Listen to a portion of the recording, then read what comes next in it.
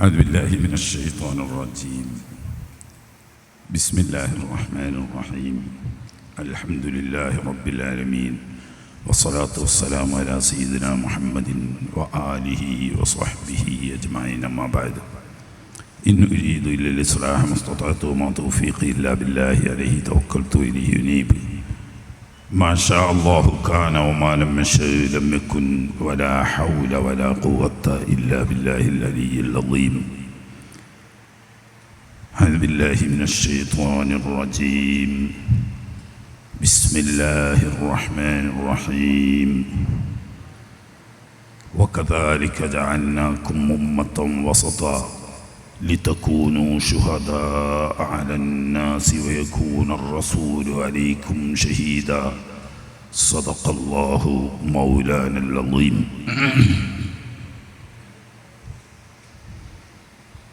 قال رسول الله صلى الله عليه وسلم: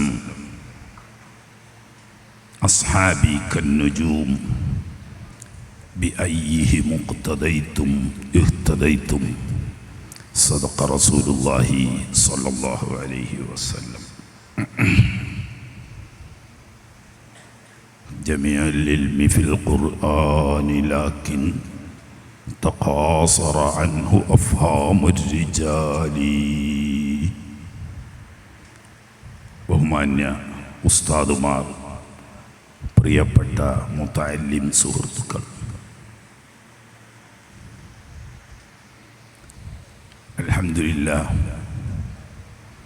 ഇന്നലെ രാവിലെ തുടങ്ങിയ ഖുർആനുമായി ബന്ധപ്പെട്ട ഒരു ചർച്ചാ ക്ലാസ്സുകളാണ് തുടരെയായി നടന്നുകൊണ്ടിരിക്കുന്നത്. ഇന്ന് രണ്ടാമത്തെ സെഷനിലാണ് നാം ഒരുമിച്ച് കൂടിയത്. ഇവിടേക്ക് ഏറ്റവും എനിക്ക് ഇഷ്ടപ്പെട്ടത് ഇവിടുത്തെ ഈ സമയനിഷ്ഠ. അത് വലിയൊരു കാര്യമാണ്. നമ്മൾ ഇനിയും ശീലിക്കേണ്ടതും നിർബന്ധമായും പിന്തുടരേണ്ടതുമായ ഒരു സൽസ്വഭാവം. പലരും ഇപ്പോഴും അവിടെ എത്തിയിട്ടില്ല. 8 മണിക്ക് തുടങ്ങും എന്ന് പറഞ്ഞാൽ 9-9:30 വരെയാവും. ഇപ്പോൾ കുറേയൊക്കെ പരിഷ്കരിച്ച് വന്നാണ്. 8 മണി എന്ന് പറഞ്ഞാൽ 8:45 ആകുമ്പോഴത്തിന് ഏകദേശം തുടങ്ങും. ഇവിടെ അങ്ങനെയല്ല. ഇവിടെ അതാ പറഞ്ഞ കൃത്യം 8 മണിക്ക് എന്നായിരുന്നു സംഘാടകർ എന്നോട് പറഞ്ഞത്. ഞാൻ പറഞ്ഞ അവിടെ നിന്ന് മലപ്പുറത്തുനിന്ന് പോന്നിട്ട് ചിലപ്പോൾ 8 മണിക്ക് എത്തിയില്ലെങ്കിൽ ചിലപ്പോൾ 8:30 ആവാൻ സാധ്യത ഉണ്ട്.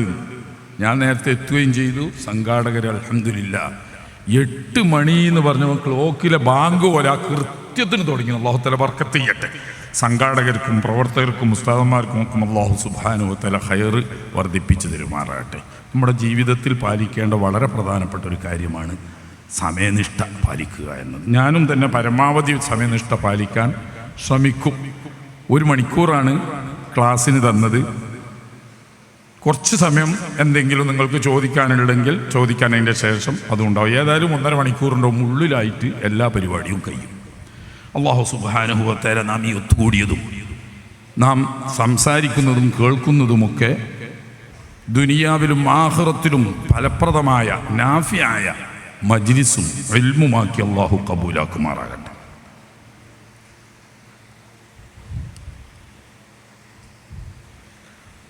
പശ്ചിമേഷ്യയിൽ ഖുർആൻ വരുത്തിയ പരിവർത്തനം അതൊരു ചുരുങ്ങിയ വാക്കാണ്. മനുഷ്യകുലത്തിൽ ഖുർആൻ വരുത്തിയ മാറ്റം ആണ് വിശാലമായ ചർച്ച. ആ ചർച്ചയിലേക്ക് ഇപ്പോൾ നമുക്ക് പോകാൻ നിവൃത്തിയില്ല. നമുക്കൊരു വിഷയം തന്നാൽ എടുക്കണമല്ലോ. പശ്ചിമേഷ്യ ഹബീബ് അഷ്റഫുൽ ഖൽഖ് സ്വല്ലല്ലാഹു അലൈഹി വസല്ലം തങ്ങളുടെ ആഗമന കാലത്ത് നമുക്കൊക്കെ പറയാം ചരിത്രം ഡാർക്ക് ഏജ് എന്ന് പരിചയപ്പെടുത്തിയ ഒരു യുഗമായിരുന്നു. കാരണം എന്താണെന്നറിയോ?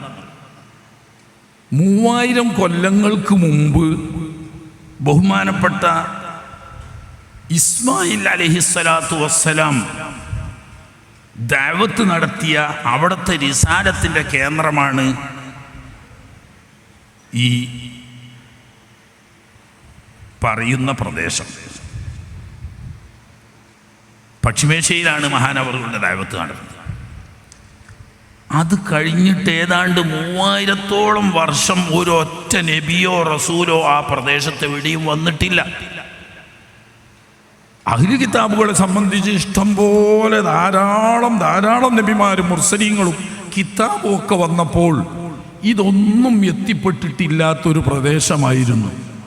അറബികളെ സംബന്ധിച്ച് പരിചയപ്പെടുത്തുന്ന, അവരെ മനസ്സിലാക്കാൻ പറ്റുന്ന, അഡ്രസ്സ് ചെയ്യാൻ പറ്റുന്നൊരു പേരുണ്ട്. ബനി മൗസമ എന്നാണ് അവരറിയപ്പെട്ടിരുന്നത്. അറബി സംസ്കാരത്തിൻ്റെ ആകത്തുക രൂപമാണ് പറഞ്ഞത്. ബനി മൗസമ എന്ന് പറഞ്ഞാൽ എന്താ? അവർക്ക് സ്വന്തമായി ഒരു നാഗരികതയോ പ്രത്യേകം എടുത്തു പറയാൻ പറ്റുന്ന ഒരു സംസ്കാരമോ ജീവിക്കാൻ പ്രത്യേകമായൊരു പ്രദേശമോ ഒന്നുമില്ലാത്ത ഒരു തുകൽ കൊണ്ടോ രോമം കൊണ്ടോ നിർമ്മിക്കപ്പെട്ട ഒരു തമ്പ്, ആ തമ്പ് കെട്ടാൻ വേണ്ട ഏതാനും കമ്പുകളും കുറെ ആടും ഒട്ടകവും, ഇതായാൽ ജാഹിലിയ അറബിയായി. അവന് പ്രത്യേക ഒരു രാഷ്ട്രമില്ല, പ്രത്യേക ഒരു പ്രദേശമില്ല. എവിടെയാണോ അവരുടെ ആട് മേയ്ക്കാനും ഒട്ടകത്തെ വളർത്താനും വെള്ളവും തീറ്റയും ലഭിക്കുന്നു അവിടെ താമസിക്കും. അതിന് വീടൊന്നും എടുക്കുന്നില്ല.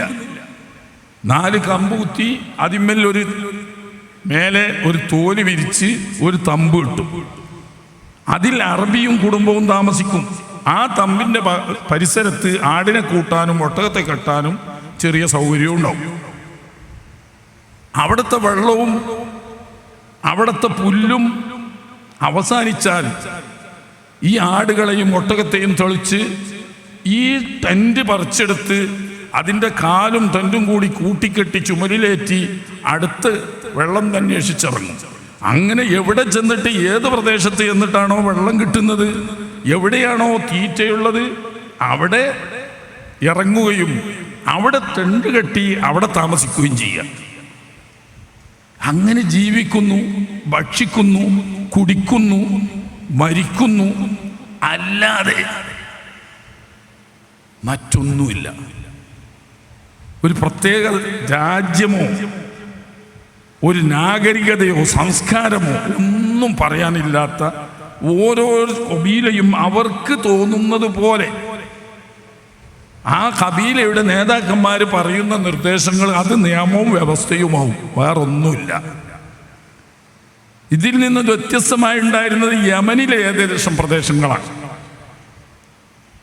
പിന്നെയുള്ളത് റോമക്കാരുടെയോ പേർഷ്യക്കാരുടെയോ സാമന്തന്മാരായിട്ട് അവരുടെ കീഴ്രാജ്യക്കാരായി താമസിച്ച ഏതാനും ചില അറബികൾ.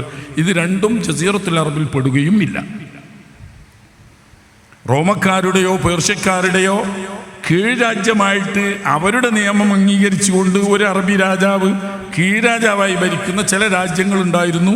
അവർക്ക് അവരുടേതായ സംസ്കാരവും ഉണ്ടായിരുന്നു. പശ്ചിമേഷ്യയുടെ പൊതുവായ അവസ്ഥ കുത്തഴിഞ്ഞ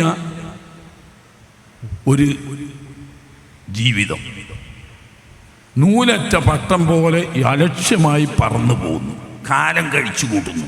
അവർക്കൊരു ജീവിത ലക്ഷ്യമില്ല. അവരുടെ മുന്നിൽ അവരെ സംസ്കരിക്കുക, അവരെ നയിക്കുന്ന ഒരു സംസ്കാരവുമില്ല.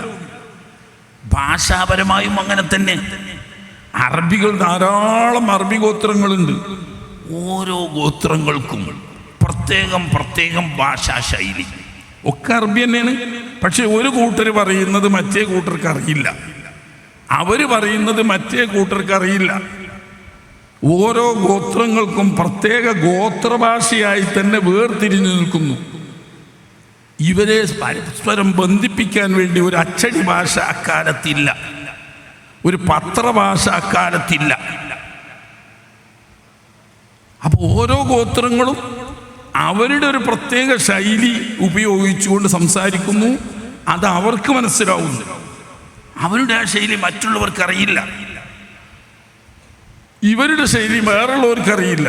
ഇങ്ങനെ ഒക്കെ അറബികളാണെങ്കിലും പരസ്പരം ചിന്നിച്ചിതറി പരസ്പരം ബന്ധിപ്പിക്കാനുള്ളൊരു ബന്ധഭാഷയില്ലാതെ ഭാഷയുടെ 2 മുഖങ്ങളാവുന്ന കവിത നോക്കിയാലും നസർ ഗദ്യം നോക്കിയാലും പൊതുവെ അറബികളെ ബാധിക്കുന്ന ഒരു പൊതുവായ ഭാഷയും ശൈലിയും അക്കാലത്തില്ല. സാഹിത്യപരമായി വളരെ ഉയർന്ന ആളുകളുണ്ട്, അത് നമ്മൾ നിഷേധിക്കുന്നില്ല. പക്ഷെ ആ സാഹിത്യത്തിനുള്ള സ്വഭാവം എന്താണെന്ന് വെച്ചാൽ പ്രാദേശികമാണ്, ഗോത്രപരമാണ്. ഒരു ഉദാഹരണം പറഞ്ഞാൽ, ഇന്നും ഈ പരിഷ്കാരങ്ങളൊക്കെ വന്ന് വിദ്യാഭ്യാസത്തിലൂടെ ഭാഷയ്ക്ക് പരസ്പര ബന്ധം വന്നു. പത്രഭാഷയുണ്ട്, റേഡിയോ ഭാഷയുണ്ട്, സാംസ്കാരിക ഭാഷയുണ്ട്. ഇതൊക്കെ ഉണ്ടായിട്ടും ഞാൻ ചോദിക്കട്ടെ, കാസർഗോഡുകാരൻ പറയുന്നത് മുഴുവൻ മനസ്സിലാക്കാൻ പറ്റുന്നവർ നിങ്ങളുടെ കൂട്ടത്തിൽ ആരെങ്കിലും ഉണ്ടോ? കാസർഗോഡുകാരല്ലാത്തവർ ആരും ഉണ്ടാവില്ല. കാസർഗോഡുകാർ പറയുന്നത് മലയാളം തന്നെയാണ്. പക്ഷേ ആ മലയാളം മനസ്സിലാകണമെങ്കിൽ കാസർഗോഡുകാരനാണ്, അല്ലെങ്കിൽ ഒരു 5 കൊല്ലം തന്നെയെങ്കിലും കാസർഗോഡുകാരുടെ ഇടയിൽ ജീവിക്കണം. അല്ലാതെ നമ്മൾ ഇവിടുന്ന് കോഴിക്കോടുന്നോ മലപ്പുറത്തുനിന്നോ പഠിച്ചു പോയ മലയാളമായിട്ട് അവിടെ ചെന്നാൽ നമ്മൾ പറയുന്നത് ഓൽക്കും തിരിയില്ല, ഓല് പറയുന്നത് നമുക്കും തിരിയില്ല. ഇനി നമ്മൾ മലപ്പുറക്കാരോ കോഴിക്കോട്ടുകാരോ പറയുന്നത് കാസർഗോഡുകാർക്കില്ലയോ? അതൊന്നും തിരിയില്ല. വേണ്ട, നമ്മൾ ഇവിടുന്ന് കുറച്ചാണ് പോയി. ചാവക്കാട്ടുകാർ പറയുന്നത് നമ്മൾ പറയും പോലെയാണോ? തൃശ്ശൂർക്കാർ പറയുന്ന മലയാളം നമ്മൾ പറയും പോലെയാണോ? ആലപ്പുഴക്കാർ പറയുന്നത് നമ്മൾ പറയുന്ന മലയാളമാണോ? തിരുവനന്തപുരത്തുകാർ പറയുന്നത് ഒന്നുമല്ലാത്ത വേറൊരു മലയാളമാണ്. പക്ഷേ നമുക്കെല്ലാം തിരിയും. എന്തുകൊണ്ട്? നമുക്കൊരു ബന്ധഭാഷയുണ്ട്. അച്ചടിച്ച് പരിചയിപ്പിക്കുന്ന, അച്ചടിച്ച് പുസ്തകങ്ങളിലൂടെ പഠിപ്പിക്കുന്ന ഒരു ഭാഷ ഉണ്ട്. അതുകൊണ്ട് ഓരോരുത്തരും പ്രാദേശിക ഭാഷയിൽ സംസാരിക്കുമെങ്കിലും നാട്ടിൻ്റെ മൊത്തമായ ഭാഷ പറഞ്ഞാൽ, എഴുതിയാൽ അത് മനസ്സിലാക്കാൻ കഴിയും. ഇപ്പോൾ പത്രം വായിച്ചാൽ കോഴിക്കോട് നിന്ന് ഇറങ്ങുന്ന പത്രം തിരുവനന്തപുരം മുതൽ കാസർഗോഡ് വരെയുള്ള എല്ലാവർക്കും മനസ്സിലാവുമല്ലോ. പക്ഷെ അവർ സംസാരിക്കുന്ന ആ ഭാഷയിലല്ല. എന്തുകൊണ്ടാണ്? നമുക്കൊരു ബന്ധഭാഷകളുണ്ട്. ഇങ്ങനെ ഖുർആൻ അവതരിക്കുന്ന കാലത്ത് അറബികൾക്കൊരു ബന്ധഭാഷയില്ല. എല്ലാവർക്കും മനസ്സിലാവുന്ന രീതിയിലുള്ള ഒരു പൊതുവായ ഭാഷ എന്നത് ഖുർആനിൻ്റെ മുമ്പ് ലോകത്ത്, അറബി ലോകത്തില്ല. ഗോത്രഭാഷകളാണ്ടായിരുന്നു. അന്ന് അറബി ഭാഷയിലേയല്ല, അറബി ഭാഷ സാഹിത്യമില്ലാതെയല്ല.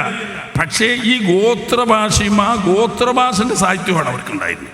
പരസ്പരം ബന്ധിപ്പിക്കുന്ന, ഒരു അറബി പറയുന്നത് മറ്റേ അറബിക്ക് മനസ്സിലാവുന്ന, ഒരു ഗോത്രക്കാർ പറയുന്നത് മറ്റേ ഗോത്രക്കാർക്ക് മനസ്സിലാവുന്ന ഒരു പൊതുഭാഷയില്ല. ഈ ഒരു സാഹചര്യത്തിലാണ് ഖുർആൻ അവതരിക്കുന്നത്. ഖുർആൻ അവതരിക്കുന്നത് ഹിജാസിലെ അഹ്ലുൽ ഹിജാസിന്റെ ഭാഷയാണ്. മക്കയും മദീനയും ത്വായിഫും ഉൾക്കൊള്ളുന്ന അഹ്ലുൽ ഹിജാസിന്റെ ഭാഷയിലാണ് ഖുർആൻ ശരീഫ് ഇറങ്ങുന്നത്. സ്വാഭാവികമായും ആശയവിനിമയം പ്രയാസമായി. ഒരേ രീതിയിൽ എല്ലാ അറബികൾക്കും അറബി വായിക്കാൻ കഴിയില്ല. ഒരേ രീതിയിൽ പറഞ്ഞാൽ എല്ലാ അറബികൾക്കും ആശയം മനസ്സിലാക്കാൻ കഴിയില്ല. ഇങ്ങനെ വന്നപ്പോൾ ഹബീബ് റസൂലുള്ളാഹി സ്വല്ലല്ലാഹു അലൈഹി വസല്ലം തങ്ങൾ മഹാനായ ജിബ്രീൽ അലൈഹിസ്സലാം വന്നുകൊണ്ട് തങ്ങളോട് പറയാണ്, നബിയെ, ഉമ്മുർ ഉമ്മത്തക അൻ തഖറഉ അൽ ഖുർആന അലാ ഹർഫിൻ വാഹിദ്. ആദ്യത്തെ ഓർഡർ അതാണ്. അറബികൾക്കൊരു ബന്ധഭാഷ ഉണ്ടാക്കലാണ് ഖുർആന്റെ ഉദ്ദേശം. ആദ്യം അവരെ ഒരു നൂലിൽ കോർത്തിണർത്തി എല്ലാവരുടെയും ഭാഷ എല്ലാവർക്കും മനസ്സിലാവുന്ന ഒരു പൊതുഭാഷാ സംസ്കാരം ആദ്യം ഉണ്ടാക്കിയെടുക്കുക. അതിലൂടെ മനുഷ്യന്റെ സംസ്കാരം മാറ്റിയെടുക്കാൻ കഴിയുള്ളൂ. സാംസ്കാരികമായ വൈവിധ്യങ്ങളെ മാറ്റിവെച്ച് ഒരു സാംസ്കാരിക ഏകത്വം വരണമെങ്കിൽ സംസ്കാരത്തെ സ്ഫുരിക്കുന്നതാണ് ഭാഷ എന്ന് പറയുന്നത്. ആദ്യം ഭാഷയിലുണ്ടാണ് ആ ബന്ധം. ഒരു ഹർഫിൽ എന്ന് പറഞ്ഞാൽ ഒരു ലോകത്തിൽ ഓതിക്കൊള്ളണം എന്ന് സല്ലല്ലാഹു അലൈഹി വസല്ലം തങ്ങൾ പറഞ്ഞു. സാധ്യാവൂല, എൻ്റെ ഉമ്മത്തിനത് പ്രയാസപ്പെടും. കാരണം ഇന്ന് വരെ ഒരു ബന്ധഭാഷയില്ലാത്ത, ഒരു അച്ചടി ഭാഷയില്ലാത്ത, പ്രത്യേക ഗോത്രങ്ങളും പ്രത്യേക പ്രദേശത്തുകാരും പ്രത്യേക ശൈലി രീതി ഉപയോഗിക്കുമ്പോൾ ഇവരോടെല്ലാവരോടും കൂടി അഹ്ലുൽ ഹിജാസിൻ്റെ ഒരൊറ്റ രീതിയിൽ ഓതണം, മനസ്സിലാക്കണം, പറയണം എന്ന് പറഞ്ഞാൽ അത് പ്രായോഗികമല്ല. അതുകൊണ്ട് അല്ലാഹുമ്മ ഖഫിഫ് അൻ ഉമ്മത്തി, വളരെ കാർക്കശ്യമാണ് ഈ നിയമം. ഈ കർക്കശമായ നിയമം അനുസരിക്കാൻ എൻ്റെ ഉമ്മത്ത് പ്രയാസപ്പെടും. അതുകൊണ്ട് പടച്ചവനെ, എൻ്റെ ഉമ്മത്തിന് നീ തഖ്ഫീഫ് ചെയ്തു തരണം. എല്ലാവരും ഒറ്റടിക്ക് ഒരേ ശൈലിയിൽ ഖുറൈശികളുടെ അല്ലെങ്കിൽ അഹ്ലുൽ ഹിജാസിൻ്റെ ലോകത്ത് ആ ലോകത്തിൽ തന്നെ സംസാരിക്കണം, ആശയവിനിമയം നടത്തണം എന്ന് പറഞ്ഞാൽ അതെൻ്റെ ഉമ്മത്തിന് സാധ്യമാവില്ല. ഒരൊറ്റ ഓർഡറിലൂടെ കാസർഗോഡുകാരൊക്കെ ആലപ്പുഴക്കാർ പറയും പോലെ പറയണം എന്ന് പറഞ്ഞാൽ നടക്കുമോ? തൃശ്ശൂർക്കാരോട് പറയാണ് ആലപ്പുഴക്കാർ പറയും പോലെ പറയണമെന്ന്, അല്ലെങ്കിൽ ആലപ്പുഴക്കാരോട് പറയണം എല്ലാവരും നാളെ മുതൽ മലപ്പുറത്തുകാർ പറയും പോലെ പറയണം. ഈ ബന്ധഭാഷയും അച്ചടി ഭാഷയും നിലനിൽക്കുന്ന നമ്മളോട് പറഞ്ഞാൽ തന്നെ അത് സാധ്യമാവില്ല. അതില്ലാത്ത ഉന്നക്കായി പൊട്ടിയതുപോലെ നാനാഭാഗത്തേക്കും അകന്ന് പറന്നുകൊണ്ടിരിക്കുന്ന പരസ്പരം ബന്ധമില്ലാത്ത ഈ അറബി ഗോത്രങ്ങളോട് അത് പറഞ്ഞാൽ ആചരിക്കാൻ കഴിയില്ല. അങ്ങനെ രണ്ട് ഭാഷയിൽ ഓതാനുള്ള അനുവാദം അല്ലാഹു തആല കൊടുത്തു. പിന്നെയും ഹബീബ് റസൂലുള്ളാഹി സ്വല്ലല്ലാഹു അലൈഹി വസല്ലം തങ്ങൾ കൂടുതൽ ഭാഷകൾ ഉൾപ്പെടുത്തി ഒന്നുകൂടി വിശാലമാക്കി തരാൻ ആവശ്യപ്പെട്ടു. രണ്ടാമത് വീണ്ടും ആവശ്യപ്പെട്ടു, വീണ്ടും ആവശ്യപ്പെട്ടു. അങ്ങനെ അവസാനം ഉമിർത്തു അൻ അഖ്റ അലാ സബ്അത്തി അഹ്റുഫിൻ. അന്ന് പൊതുവിൽ അറബി ലോകത്ത് അറിയപ്പെട്ടിരുന്ന ഏറ്റവും പ്രശസ്തവും സാഹിത്യ സമ്പുഷ്ടവുമായ 7 ശൈലിയിൽ ഓതാം. ഇന്നത്തെ സബീഹ ഖിറാഅത്ത് അല്ലട്ടോ, അത് വേറൊരു സെഷൻ വരുന്നുണ്ട്. അതും ഞാൻ പറയുന്ന വിഷയവും തമ്മിൽ യാതൊരു ബന്ധവുമില്ല. ഇവിടെ പ്രാദേശിക ഭാഷാ ശൈലിയാണ് പറയുന്നത്. ഉദാഹരണം അഹ്ലുൽ ഹിജാസിൻ്റെ ലോകത്ത്, ബനൂ തമീമാരുടെ ലോകത്ത്, അതുപോലെ ഓരോ ഗോത്രങ്ങൾ അഹ്ലുൽ ഹിജാസിൻ്റെതല്ലാതെ ബസ്രക്കാരത്, കൂഫക്കാരത്, ഇങ്ങനെ വ്യത്യസ്തങ്ങളായ പ്രാദേശിക ശൈലി. ഈ പ്രാദേശിക ശൈലിയിൽ ഏറ്റവും സാഹിത്യ സമ്പൂർണവും കൂടുതൽ ആളുകൾ കൈകാര്യം ചെയ്ത് ശീലമുള്ളതുമായ 7 ലോകത്തിൽ ഖുർആൻ ഓതാൻ ആദ്യഘട്ടത്തിൽ അനുമതി കൊടുത്തു. അങ്ങനെ പ്രശസ്തമായ 7 ഭാഷാശൈലിയിൽ, അറബി തന്നെ 7 ഭാഷാശൈലിയിൽ ഓതിയാൽ ഖുർആനാകും എന്ന നിയമം നിലവിൽ വന്നു. പക്ഷെ അതോടുകൂടി നിരന്തരം ഖുർആൻ വീണ്ടും വീണ്ടും വീണ്ടും 2, 3, 4, 5, 10 ആയത്തുകളായി ഇറങ്ങി അല്പാൽപമായി അവരിലേക്ക് സ്വാധീനം ചെലുത്തി, അവരിലേക്ക് ഇറങ്ങി വന്ന് അതിനെ ഓതുന്ന ശൈലിയും രീതിയും മനസ്സിലാക്കി കൊടുത്തു. അതിൻ്റെ ആശയവും ഉദ്ദേശവും സുന്നത്തിലൂടെ ബയാൻ ചെയ്തു കൊടുത്ത് അങ്ങനെ നബി സല്ലല്ലാഹു അലൈഹി വസല്ലമ തങ്ങളുടെ വഫാത്തിൻ്റെ തൊട്ട് മുമ്പത്തെ കൊല്ലം രണ്ടാമത് ജിബ്രീൽ അലൈഹിസ്സലാത്തു വസ്സലാം ഇറങ്ങി വന്നുകൊണ്ട് ഓർഡർ ചെയ്തു, ഇനി ഒരൊറ്റ ലോകത്ത് 7 ലോകത്തിൽ ഓതാൻ ആദ്യഘട്ടത്തിൽ ജനങ്ങളുടെ അസാധ്യമായ പ്രയാസമുള്ളത് കൊണ്ട്, ബന്ധഭാഷയും അച്ചടി ഭാഷയും ഇല്ലാത്തത് കൊണ്ട് ജനങ്ങളെ സംബന്ധിച്ച് പ്രയാസം ഒഴിവാക്കാൻ വേണ്ടി ആദ്യഘട്ടത്തിൽ കൊടുത്തൊരു ഇളവായിരുന്നു ലോകപ്രസിദ്ധമായ 7 ഭാഷാ ശൈലിയിൽ ഓതാം എന്നത്. പക്ഷേ അത് അവസാന കൊല്ലത്തിൽ മൻസൂഖാക്കി. പിന്നീട് ഇന്നുള്ള ഖിറാഅത്ത് ഖുർആന് അഥവാ അറബി ഭാഷയുടെ ഏറ്റവും സമ്പുഷ്ടമായ രൂപമാവുന്ന അഹ്ലുൽ ഹിജാസിൻ്റെ അതേ ലോകത്തിൽ തന്നെ മാത്രമേ ഓതാൻ പാടുള്ളൂ. ഇതെവിടെ കാണാം? ഉസ്മാൻ ഇബ്നു അഫ്ഫാൻ റളിയല്ലാഹു തആല അൻഹു ഖുർആൻ പബ്ലിഷ് ചെയ്യുന്ന സമയത്ത്, ജാമിഉൽ ഖുർആൻ എന്നാണ് ഉസ്മാൻ റളിയല്ലാഹു അൻഹുവിനെ അറിയപ്പെടുന്നതെങ്കിലും യഥാർത്ഥത്തിൽ ജാമി അല്ല, മറിച്ച് പബ്ലിഷറാണ് ബഹുമാനപ്പെട്ട ഉസ്മാൻ റളിയല്ലാഹു തആല. ജമ്മു ചെയ്ത സിദ്ദീഖുൽ അക്ബറാണ്. ഞാൻ വിശദീകരിച്ച് പറയേണ്ട ആവശ്യമില്ല. ഖുർആനിനെ അവിടവിടങ്ങളിൽ അല്പാൽപമായി എഴുതി വെച്ചിരുന്ന 1 ആയത്ത് 2 ആയത്ത് 1 സൂറത്ത് 2 സൂറത്ത് അവിടവിടങ്ങളിൽ എഴുതി വെച്ചിരുന്നത്, അതുപോലെ ജനങ്ങളുടെ ഖൽബിൽ ഹിഫ്ള് ഉണ്ടായിരുന്നതും ഒരുമിച്ച് കൂട്ടി പരിശോധിച്ച് ഉറപ്പുവരുത്തി ഒരു മുസ്ഹഫിൽ എഴുതി വെച്ചിട്ട് ആ മുസ്ഹഫ് അടിസ്ഥാനമാക്കിക്കൊണ്ട് പിന്നീട് പുതുതായി ഇസ്ലാമിലേക്ക് ജനങ്ങൾ കടന്നു വരികയും അന്യദേശക്കാരും അന്യഭാഷക്കാരും ഇസ്ലാം സ്വീകരിക്കുകയും അവർ അറബി ഭാഷ പഠിച്ചു വരികയും ചെയ്തപ്പോൾ പുതിയ പ്രശ്നങ്ങൾ ഉടലെടുത്തു. അറബി ഭാഷയ്ക്ക് നിലവിലുണ്ടായ എന്തൊക്കെ പരിഷ്കാരങ്ങളുണ്ടോ, എന്തൊക്കെ പുരോഗതി ഉണ്ടായിട്ടുണ്ടോ, അതെല്ലാം ഖുർആൻ അടിസ്ഥാനപ്പെടുത്തിയിട്ടാണ്. ഖുർആൻ വരുത്തിയ മാറ്റങ്ങളാണ്, അല്ലെങ്കിൽ ഖുർആനിന് വേണ്ടി അറബി ഭാഷ ഉൾക്കൊണ്ടതാണതൊക്കെ. എന്തിനേറെ ഫത്ഹും കസ്റും ദമ്മും എന്നത് അറബി ഭാഷയിൽ ഇല്ലായിരുന്നു ഒരു കാലത്ത്. ജാഹിലിയ കാലത്ത് അങ്ങനെയൊന്നും ഇല്ല. പുള്ളിയിടുന്നൊരു അക്ഷരം അറബിക്ക് പരിചയമില്ലായിരുന്നു. ഹർക്കത്തിടുന്നൊരു അക്ഷരം അറബിക്ക് പരിചയമില്ലായിരുന്നു. അംസ എഴുതിയതും മദ് എഴുതിയതും ഷദ്ദ എഴുതിയതുമായ ഒരു ഹർഫ് അറബിക്ക് അറിയില്ലായിരുന്നു.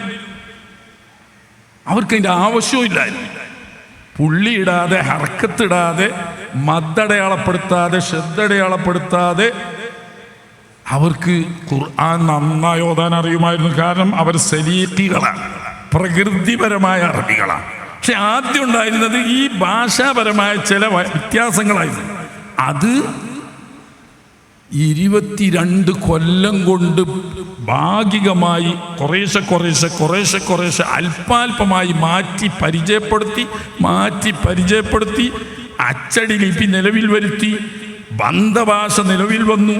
അങ്ങനെ കാലക്രമേണ 10-22 കൊല്ലം കൊണ്ട് എല്ലാവർക്കും ഖുറൈശികളുടെ ഹിജാസി ഭാഷ തിരിയും എന്നൊരവസ്ഥയിലേക്ക് വന്നതിന് ശേഷം ഖുർആൻ പറഞ്ഞു, ഇനി ഒരു ഹർഫിൽ തന്നെ അതിലൊരു ഹിജാസിൻ്റെ ലോകത്തിലോത്. ഇപ്പോഴും സംസാരം വിവിധ ഭാഷകളിലാണ്. ഈ ഓരോ ഗോത്രങ്ങളും വ്യത്യസ്ത ശൈലിയിലാണ് സംസാരിക്കുന്നത്. അവിടുന്ന് പക്ഷേ അഹ്ലുൽ ഹിജാസിൻ്റെ ലോകത്താവുന്ന ഖുർആനോ അഹ്ലുൽ ഹിജാസിൻ്റെ ലോകത്തിലുള്ള ഹബീബ് സല്ലല്ലാഹു അലൈഹി വസല്ലം തങ്ങളുടെ തിരുസുന്നത്തോ കേട്ടാൽ അതിൻ്റെ അർത്ഥവും ആശയവും മനസ്സിലാക്കാൻ പ്രയാസമില്ലാതെ എല്ലാവർക്കും ഉൾക്കൊള്ളാവുന്ന ഒരവസ്ഥയിൽ അങ്ങനെ ലോകത്തെ ഏറ്റവും വലിയ സാംസ്കാരിക ഭാഷയായി മനുഷ്യൻ്റെ ഏകത്വത്തിൻ്റെ, അള്ളാഹുവിൻ്റെ തൗഹീദിൻ്റെ നിദാനമായി അറബി ഭാഷയെ വളർത്തിയെടുത്തത് ഇന്നും ജീവിക്കുന്ന 32ഓളം രാജ്യങ്ങളുടെ മാതൃഭാഷയായി നിലനിൽക്കുന്ന, ഭരണഭാഷയായി നിലനിൽക്കുന്ന ഒരു ഭാഷയായി ഈ ആധുനിക യുഗത്തിലും നിലനിൽക്കുന്ന അറബിയെ ഈ നിലക്ക് മാറ്റിയെടുത്ത് കൊണ്ടുവന്നത് ബഹുമാനപ്പെട്ട വിശുദ്ധ ഖുർആൻ ഷരീഫാണ്. ഖുർആൻ ഷരീഫിൽ ഭാഷാപരമായി വരുത്തിയ മാറ്റാണ്. പിന്നെ നിങ്ങൾക്കറിയാം, ഞാൻ പറയാതെ തന്നെ പുള്ളി വന്നു. ആദ്യത്തിൽ ഹർക്കത്ത് വന്നു. അറബി ഭാഷയിൽ പണ്ട് ഹർക്കത്തിടലില്ല. ഫത്ഹും കസ്റും ദമ്മും സുക്കൂനും തൻവീനും മദ്ദും ആദ്യകാലത്ത് അത് എഴുതലില്ല. എഴുതാതെ തന്നെ അറിയില്ല. പിന്നീട് അത് വന്നു. ഇന്ന് ഭാഷ അറിയാത്ത ഒരാളെ സംബന്ധിച്ച് അറബി ഭാഷ പഠിക്കാൻ അക്ഷരമാലയും അതിൻ്റെ ഹർക്കത്തുകളും മനസ്സിലാക്കിയാൽ മതി. അങ്ങനെ പുള്ളിയിലൂടെയും ഹർക്കത്തിലൂടെയും അൻസയിലൂടെയും മദ്ദിലൂടെയും ഷദ്ദിലൂടെയും തെറ്റാത്ത ലോകത്ത് ആർക്കും അറബി പഠിക്കാനും പറയാനും എളുപ്പമാക്കിയത് ഖുർആൻ സംരക്ഷിക്കാൻ വേണ്ടി പണ്ഡിതന്മാർ നഹ്വ് തുടങ്ങിയോടുന്ന ഖുർആന് വേണ്ടിയിട്ടാണ്. പണ്ട് നഹ്വ് എന്ന് പറഞ്ഞിട്ട് അങ്ങനെ ഒന്നും ഇല്ല. വലസ്തു ബിനഹ്വിയിൻ യലൂകു ലിസാനഹു വലാകിൻ സലീഖിയുൻ അഖൂലു ഫഅരിബു.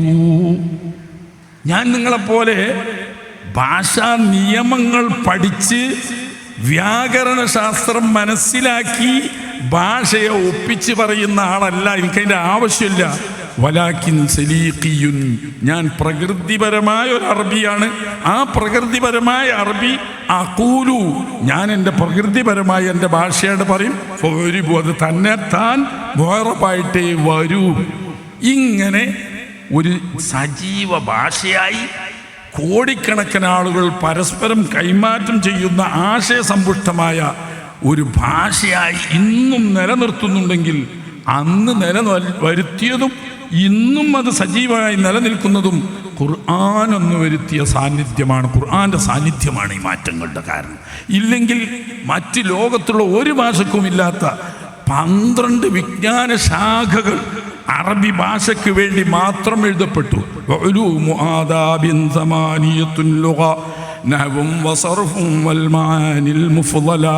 എന്ന് തുടങ്ങിയിട്ട് 60 ഖവാഫി വരെയുള്ള അസ്രിയായ 8 ആദാബുകളും അതിൻ്റെ ഫറഇയായ 4 കൂടിയിട്ട് 12 ആദാബിൻ്റെ ഫന്ന് അറബി ഭാഷയിൽ വന്നത് തന്നെ ഖുർആനിനെ മനസ്സിലാക്കാൻ വേണ്ടിയിട്ടും ഖുർആൻ അതിൻ്റെ തനതായ രൂപത്തിൽ നിലനിർത്താൻ വേണ്ടിയിട്ടുമാണ്. ഖുർആന്റെ സ്വാധീനമാണ് ഭാഷയെ ഈ നിലക്ക് സാഹിത്യ സമ്പുഷ്ടമാക്കി മാറ്റിയതും ഇന്നും സജീവമായി നിലനിർത്തുന്നതും ഒരു ഭാഗം. സാംസ്കാരികമായോ ഭാഷാപരമായ മാറ്റാണ് ഒരു സാമ്പിൾ പറഞ്ഞത്. സാംസ്കാരികമായോ ഖുർആൻ വരുത്തി വെച്ച മാറ്റം മുസ്ലിങ്ങളായ നമ്മളെ സംബന്ധിച്ച് വിശദീകരിക്കേണ്ട ആവശ്യമുണ്ടോ? ഏതവസ്ഥയിലായിരുന്നു അഷ്റഫുൽ ഖൽഖ് സല്ലല്ലാഹു അലൈഹി വസല്ലം നമ്മൾ മക്കയിൽ വന്നത്? മക്കയിൽ നബിയായി അവിടുത്തെ നിയോഗിക്കപ്പെട്ട് റസൂലായി വന്ന സമയത്തുണ്ടായിരുന്ന മനുഷ്യൻ്റെ അറബിയുടെ മറ്റൊരു മതത്തിൻ്റെ പ്രബോധനമെത്തിയിട്ടില്ലാത്ത, ഒരു വേദഗ്രന്ഥം ജീവിതത്തിൽ ഒരിക്കലും കേട്ടിട്ടില്ലാത്ത, അനുഭവിച്ചിട്ടില്ലാത്ത അറബി ലോകം. പറഞ്ഞല്ലോ, ഇസ്മായിൽ നബി അലൈഹി ഇസ്ലാമിന് കിതാബില്ല. അവരിലേക്ക് അയക്കപ്പെട്ട നബി ഇസ്മായിൽ അലി ഇസ്ലാമാണ്. അതിന് ശേഷം അഷ്റഫുൽ ഖൽഖ് സല്ലല്ലാഹു അലൈഹി വസല്ലം തങ്ങൾ വരെ 3000-ഓളം കൊല്ലം ഒരൊറ്റ നബിയും വന്നിട്ടില്ല. ഇസ്മായിൽ അലി ഇസ്ലാമിനാണെങ്കിൽ കിതാബും ഇല്ല. അപ്പം ഒരു വേദഗ്രന്ഥം അവരെ ബന്ധിപ്പിക്കാനില്ല. അതുപോലെ തന്നെ നിരന്തരം പ്രവാചകന്മാർ അവരെ സംസ്കാരത്തിൽ ഉറപ്പിച്ചു നിർത്താനുമില്ല. അങ്ങനെ പരസ്പരം ബന്ധം ഇല്ലാത്ത ഒറ്റപ്പെട്ട ഗ്രാമീണരായി, സംസ്കാരശൂന്യരായി, കയ്യൂക്കുള്ളവൻ കാര്യക്കാരൻ എന്ന അവസ്ഥയിലായിരുന്നു.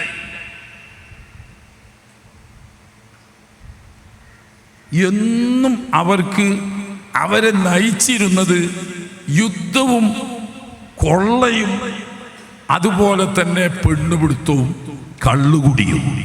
ഇങ്ങനെ സംസ്കാരശൂന്യമായ ലോകത്തെ ഏറ്റവും അധപതിച്ച ഒരു സമൂഹമായിരുന്നു വിശുദ്ധ ഖുർആൻ ഷരീഫ് വരുന്ന സമയത്ത്.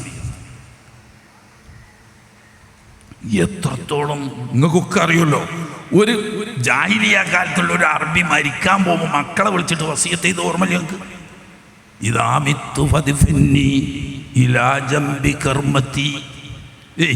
ഞാൻ മരിക്കുവോളം മതിവരോളം കള്ളുടിക്കണം. അതുകൊണ്ട് മതിയായില്ല. എന്നെ നിങ്ങൾ മരണപ്പെട്ട് കബറടക്കി കൊണ്ടുപോയി മണ്ണിൽ മറമാടിയാൽ നിങ്ങൾ ഏതെങ്കിലും മൈതാനി കൊണ്ട് എന്നെ വക്കില്ലേ. ഒരു മുന്തിരിത്തോട്ടത്തിൽ ഒരു മുന്തിരിവള്ളിയുടെ മൊരട്ടായിരിക്കണം എൻ്റെ മറവൻ്റെ കബർ കിടക്കേണ്ടത്. എന്തിനാണ്? ഈ മുന്തിരിവള്ളിയുടെ വേര് താഴെ ഇറങ്ങി വന്ന് എൻ്റെ മൃതശരീരത്തിൽ അത് സഞ്ചരിക്കട്ടെ. അങ്ങനെ മദ്യം ലഭിക്കുന്നില്ലെങ്കിലും മദ്യം വാറ്റാൻ ഉപയോഗിക്കുന്ന മുന്തിരിയുടെ വള്ളിയുടെ വേരെങ്കിലും ഞാൻ മരിച്ചു കിടക്കുന്ന എൻ്റെ മൃതശരീരത്തിൽ എത്തിയിട്ട് അത്രയെങ്കിലും മദ്യം എനിക്ക് ആസ്വദിക്കാമല്ലോ എന്ന് പറഞ്ഞ് ഒരു ചങ്ങാതി മദ്യപിക്കാൻ വേണ്ടിയിട്ട് ഗ്ലാസ് എടുത്ത് വായിലേക്ക് അടുപ്പിച്ച് നോക്കുമ്പോൾ ഒരു വണ്ട് ഇതിൽ വീണ് ചത്തിടക്കുന്നുണ്ട്.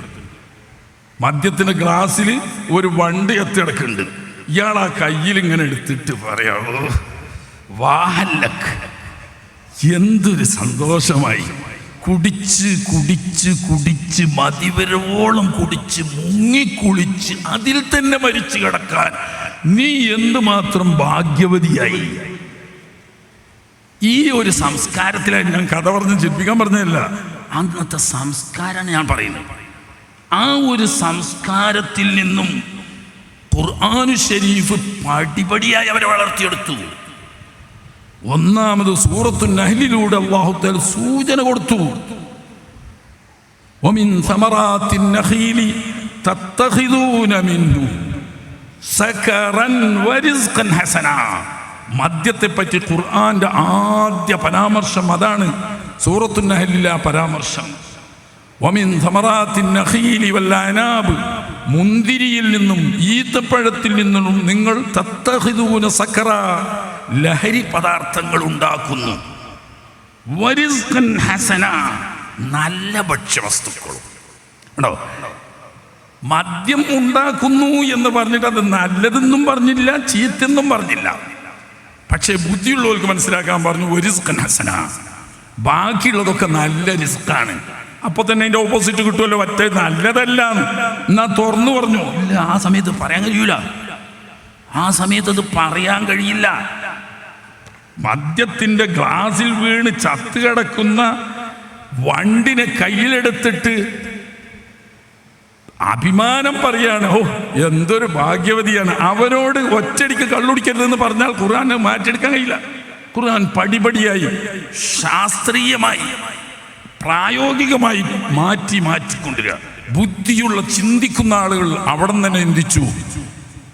മറ്റേ ഭക്ഷണത്തിനെ പറ്റി റിസ്ക് ഹസന് എന്ന് പറയുമ്പോൾ മദ്യത്തെ പറ്റി ഹസൻ എന്ന് പറഞ്ഞില്ലല്ലോ. അപ്പോ രണ്ടും മുന്തിരിയിൽ നിന്നിട്ടും ഈത്തപ്പനയിൽ നിന്നും ലഭിക്കുന്ന ഭക്ഷ്യപദാർത്ഥങ്ങളാണെങ്കിൽ ആ നല്ല ഭക്ഷണമല്ലേ, മറ്റേ നല്ലതല്ലല്ലോ. നല്ല ബുദ്ധിമാർക്ക് നല്ലതല്ലെന്ന് മനസ്സിലാക്കാനുള്ള സൂചന മാത്രമാണ് ആദ്യം. പിന്നീടോ യസ്അലൂനക ഖംരി വൽ മൈസിരി, മദ്യപാനത്തെ തൊട്ടും ചൂതാട്ടത്തെ പറ്റിയും അവർ തങ്ങളോട് അന്വേഷിക്കും. ഖുൽ ഫീഹിമാ ഇസ്മുൻ കബീറുൻ വമനാഫിഉ ലിന്നാസ്. ഈ ചൂതാട്ടത്തിലും മദ്യപാനത്തിലും ചില ഗുണങ്ങളൊക്കെ ഉണ്ട്. പക്ഷേ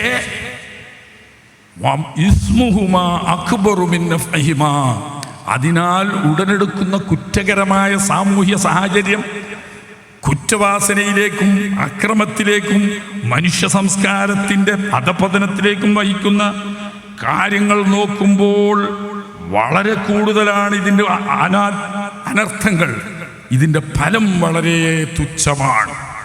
വീണ്ടും ചിന്തിച്ചു കുറേ ആൾക്കാർ, കുറേയൊക്കെ ഫലമുണ്ട് എന്ന് പറഞ്ഞില്ലേ, ഫീ മനാഫിഉ ലിന്നാസ്, കുറച്ചൊക്കെ ഫലമുണ്ട് എന്ന് പറഞ്ഞില്ലേ. അപ്പോഴും കുറേശ്ശെ കുടിക്കാൻ തുടങ്ങി. പക്ഷേ മനാഫി അല്ല പറഞ്ഞ്, ചില മനാഫി ഉണ്ടെങ്കിലും ഇസ്മുൻ കബീറുൻ, വലിയ കുറ്റമാണ്. സാമൂഹികമായ വലിയ നാശത്തിനും അധപതനത്തിനും അത് കാരണമാക്കുവാൻ കുറേ ആളുകൾ പിന്നെ ഒഴിവാക്കി. ആദ്യത്തേലും കുറച്ചുകൂടി ഗൗരവമാണ്. പിന്നീട് ഒരു മനുഷ്യന്, മുസ്ലിമായ മനുഷ്യന് നിസ്കരിക്കാതെ കഴിയില്ല. മൂന്നാമത്തെ ഘട്ടത്തിൽ പറയുന്നു ഖുർആൻ ശരീഫ്, ഓ മുഅ്മിനീങ്ങളെ, അയ്യുഹല്ലദീന ആമനൂ ലാ തഖറബുസ്സലാത വഅൻതും സുകാറാ ഹത്താ തഅലമൂ മാ തഖൂലൂൻ. ഓതുന്നതും ചെല്ലുന്നതും മനസ്സിലാവുന്നവർക്ക് ബുദ്ധിയുടെ സമനിലയില്ലാതെ നിസ്കരിച്ചുകൂടാ. അതുകൊണ്ട് നിസ്കരിക്കുന്ന നിങ്ങൾ ബുദ്ധിയുടെ സമനില തെറ്റുന്ന മദ്യത്തിൻ്റെ അടിമപ്പെട്ട് അല്ലെങ്കിൽ മദ്യത്തിന് കീഴടങ്ങിക്കൊണ്ട് നിങ്ങൾ ലഹരി ബാധിച്ചിരിക്കുന്ന സമയത്ത് നിസ്കരിക്കരുത്. അപ്പോൾ നോക്കുമ്പോൾ ആകള് ഇഷാ നിസ്കരിച്ചാൽ അവലോകത്തിൽ നിസ്കരിക്കൂല, ഇഷാ നിസ്കരിച്ചാൽ പിന്നെ സുബഹി വരെ ഒഴിവാണല്ലോ. അപ്പം ഞാൻ ഇഷാ നിസ്കരിച്ച് കിടക്കുമ്പോൾ ഒരു ഗ്ലാസ് കുടിച്ചു, അത് നേരം വെളുക്കുമ്പോഴത്തിന് പോവുകയും ചെയ്യും. ബാക്കിയുള്ള സമയത്തൊക്കെ നിസ്കാരത്തിന് ബുദ്ധിമുട്ടാണ് എന്നുള്ള ആൾക്ക് മാറ്റിവെച്ചു. ഇപ്പൊ ചിന്തിക്കുന്നവർക്ക് 3 ഘട്ടങ്ങളായല്ലോ. ഇത് ഗുണമല്ല, ദോഷാണ്, നല്ലതല്ല എന്നിങ്ങനെ പറഞ്ഞ് മാറ്റി ലാസ്റ്റ് ഇന്നമൽ ഖംറു വൽ മൈസിറു വൽ അൻസാബു വൽ അസ്ലാമു റിജ്സും മിൻ അമലി ശൈത്താൻ ഫജ്തനിബൂഹു ലഅല്ലകും തുഫ്ലിഹൂൻ.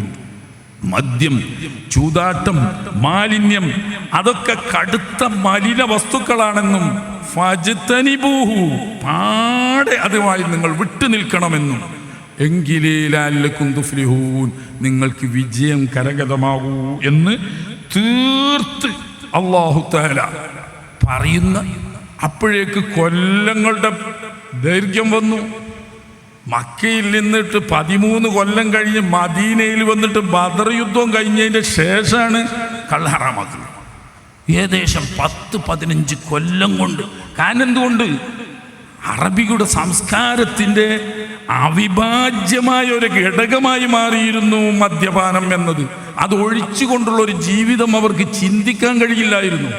അവരെ പടിപടിയായി മാറ്റി അവസാനം ദേഹത്തിലോ വസ്ത്രത്തിലോ ഒരു തുള്ളി മദ്യമായാൽ അത് കഴുകിക്കളയൽ ഫർളാണെന്നും അതോടുകൂടി നിസ്കരിച്ചാൽ ആ നിസ്കാരം സഹീഹല്ല എന്നും അങ്ങനെ നജസിൻ്റെ പട്ടികയിലേക്കാക്കി തൊടാൻ പറ്റാത്ത രീതിയിലേക്ക് അറബി ലോകത്തെയല്ല മനുഷ്യലോകത്തെ പരിവർത്തിപ്പിച്ചത് ഖുർആന്റെ സ്വാധീനം ഒന്ന് തന്നെയാണ്. ഇങ്ങനെ നോക്കിയാൽ മറ്റുള്ളവരെ കൊള്ള ചെയ്ത് ജീവിക്കുക എന്നത് അറബികളുടെ അന്തസ്സിൻ്റെ ഒരു ചിഹ്നമായിരുന്നു. അധ്വാനിച്ച് വ്യാപാരങ്ങൾ ചെയ്ത് വ്യവസായങ്ങൾ നടത്തി കച്ചവടങ്ങൾ നടത്തി ഇറക്കുമതി കയറ്റുമതി നടത്തി സമ്പാദിക്കണമെങ്കിലും ജീവിക്കണമെങ്കിലും നല്ല അധ്വാനമുണ്ട്, സ്ഥിരമായ പരിശ്രമം വേണം. ഈ സ്ഥിരമായ പരിശ്രമം പൊതുവെ അറബിക്ക് ഇഷ്ടമല്ല. അങ്ങനെ വന്നപ്പോൾ എളുപ്പമാർഗം അന്വേഷിച്ചുകൊണ്ട് അല്പം സാമ്പത്തികമായി ശേഷിയുള്ള ഗോത്രത്തെ കയ്യൂക്കുള്ളവർ കൊള്ള ചെയ്ത് ജീവിക്കുക എന്നത് അവരുടെ വരുമാനത്തിൻ്റെ പ്രധാനപ്പെട്ട ഒരു മാർഗമായിരുന്നു. മറ്റൊന്ന്, അത് സാക്ഷാൽ അറബികളുടെ സംസ്കാരമല്ല, ജൂതന്മാരിൽ നിന്നിട്ടും കടമെടുത്ത് ജൂതന്മാരുമായി ഇടപഴകി ജീവിച്ചത് കൊണ്ട് ശീലിച്ച പലിശ സമ്പ്രദായം. അറബി പ്രകൃതിപരമായിട്ട് പലിശ വാങ്ങുകയോ കൊടുക്കുകയോ ചെയ്യില്ല. പലിശ സമ്പ്രദായം എന്നത് അറബിയുടെ സംസ്കാരത്തിൽ തീരെ മണ്ടില്ലാത്തതാണ്. പക്ഷേ അഹ്ലി കിതാബുകളിൽപ്പെട്ട യഹൂദികൾ അറബികളുടെ പ്രധാന കേന്ദ്രമാവുന്ന മദീനയിൽ വന്ന് കുടിയേറി. മദീനക്കാരെല്ലാവരും മദീനയിലെ കുടിയേറ്റക്കാരാവുന്ന ജൂതന്മാർ അറബികൾ, അവിടുത്തെ ആദിവാസികളാവുന്ന ഔസ് ഹസ്റജി എന്ന് പറയുന്ന അവരും മുമ്പത്തെ കുടിയേറ്റക്കാർ തന്നെ. ഔസും ഹസ്റജും യമനിൽ നിന്നിട്ട് കുടിയേറിയ, പക്ഷേ പൂർവ്വകാലത്തെ കയറി വന്നത് കൊണ്ടിട്ട് ജൂതന്മാർ വരുന്നതിൻ്റെയൊക്കെ എത്രയോ മുമ്പുള്ള അവിടുത്തെ ആദിവാസികളാണ്. ഈ ആദിവാസികളായ അറബികളെ തമ്മിൽ പരസ്പരം യുദ്ധം ചെയ്യിക്കാൻ വേണ്ടി ഉപയോഗിച്ചിരുന്ന രണ്ട് വഴി, അവരെ തമ്മിൽ ഭിന്നിപ്പിച്ച് പരസ്പരം യുദ്ധം ചെയ്യിച്ച് ആ യുദ്ധം ചെയ്യുന്ന രണ്ട് കക്ഷിക്കും ആയുധം വിൽപ്പന നടത്തി. ഈ ആയുധം വാങ്ങാൻ കാശില്ലാതെ വരുമ്പോൾ പലിശക്ക് പണം കടം കൊടുത്ത് അങ്ങനെ യഹൂദർ ആയുധമുണ്ടാക്കി ഇവരെ തമ്മിൽ തല്ലിച്ച് രണ്ട് ഗ്രൂപ്പാക്കി പരസ്പരം യുദ്ധം ചെയ്യിക്കുന്നു.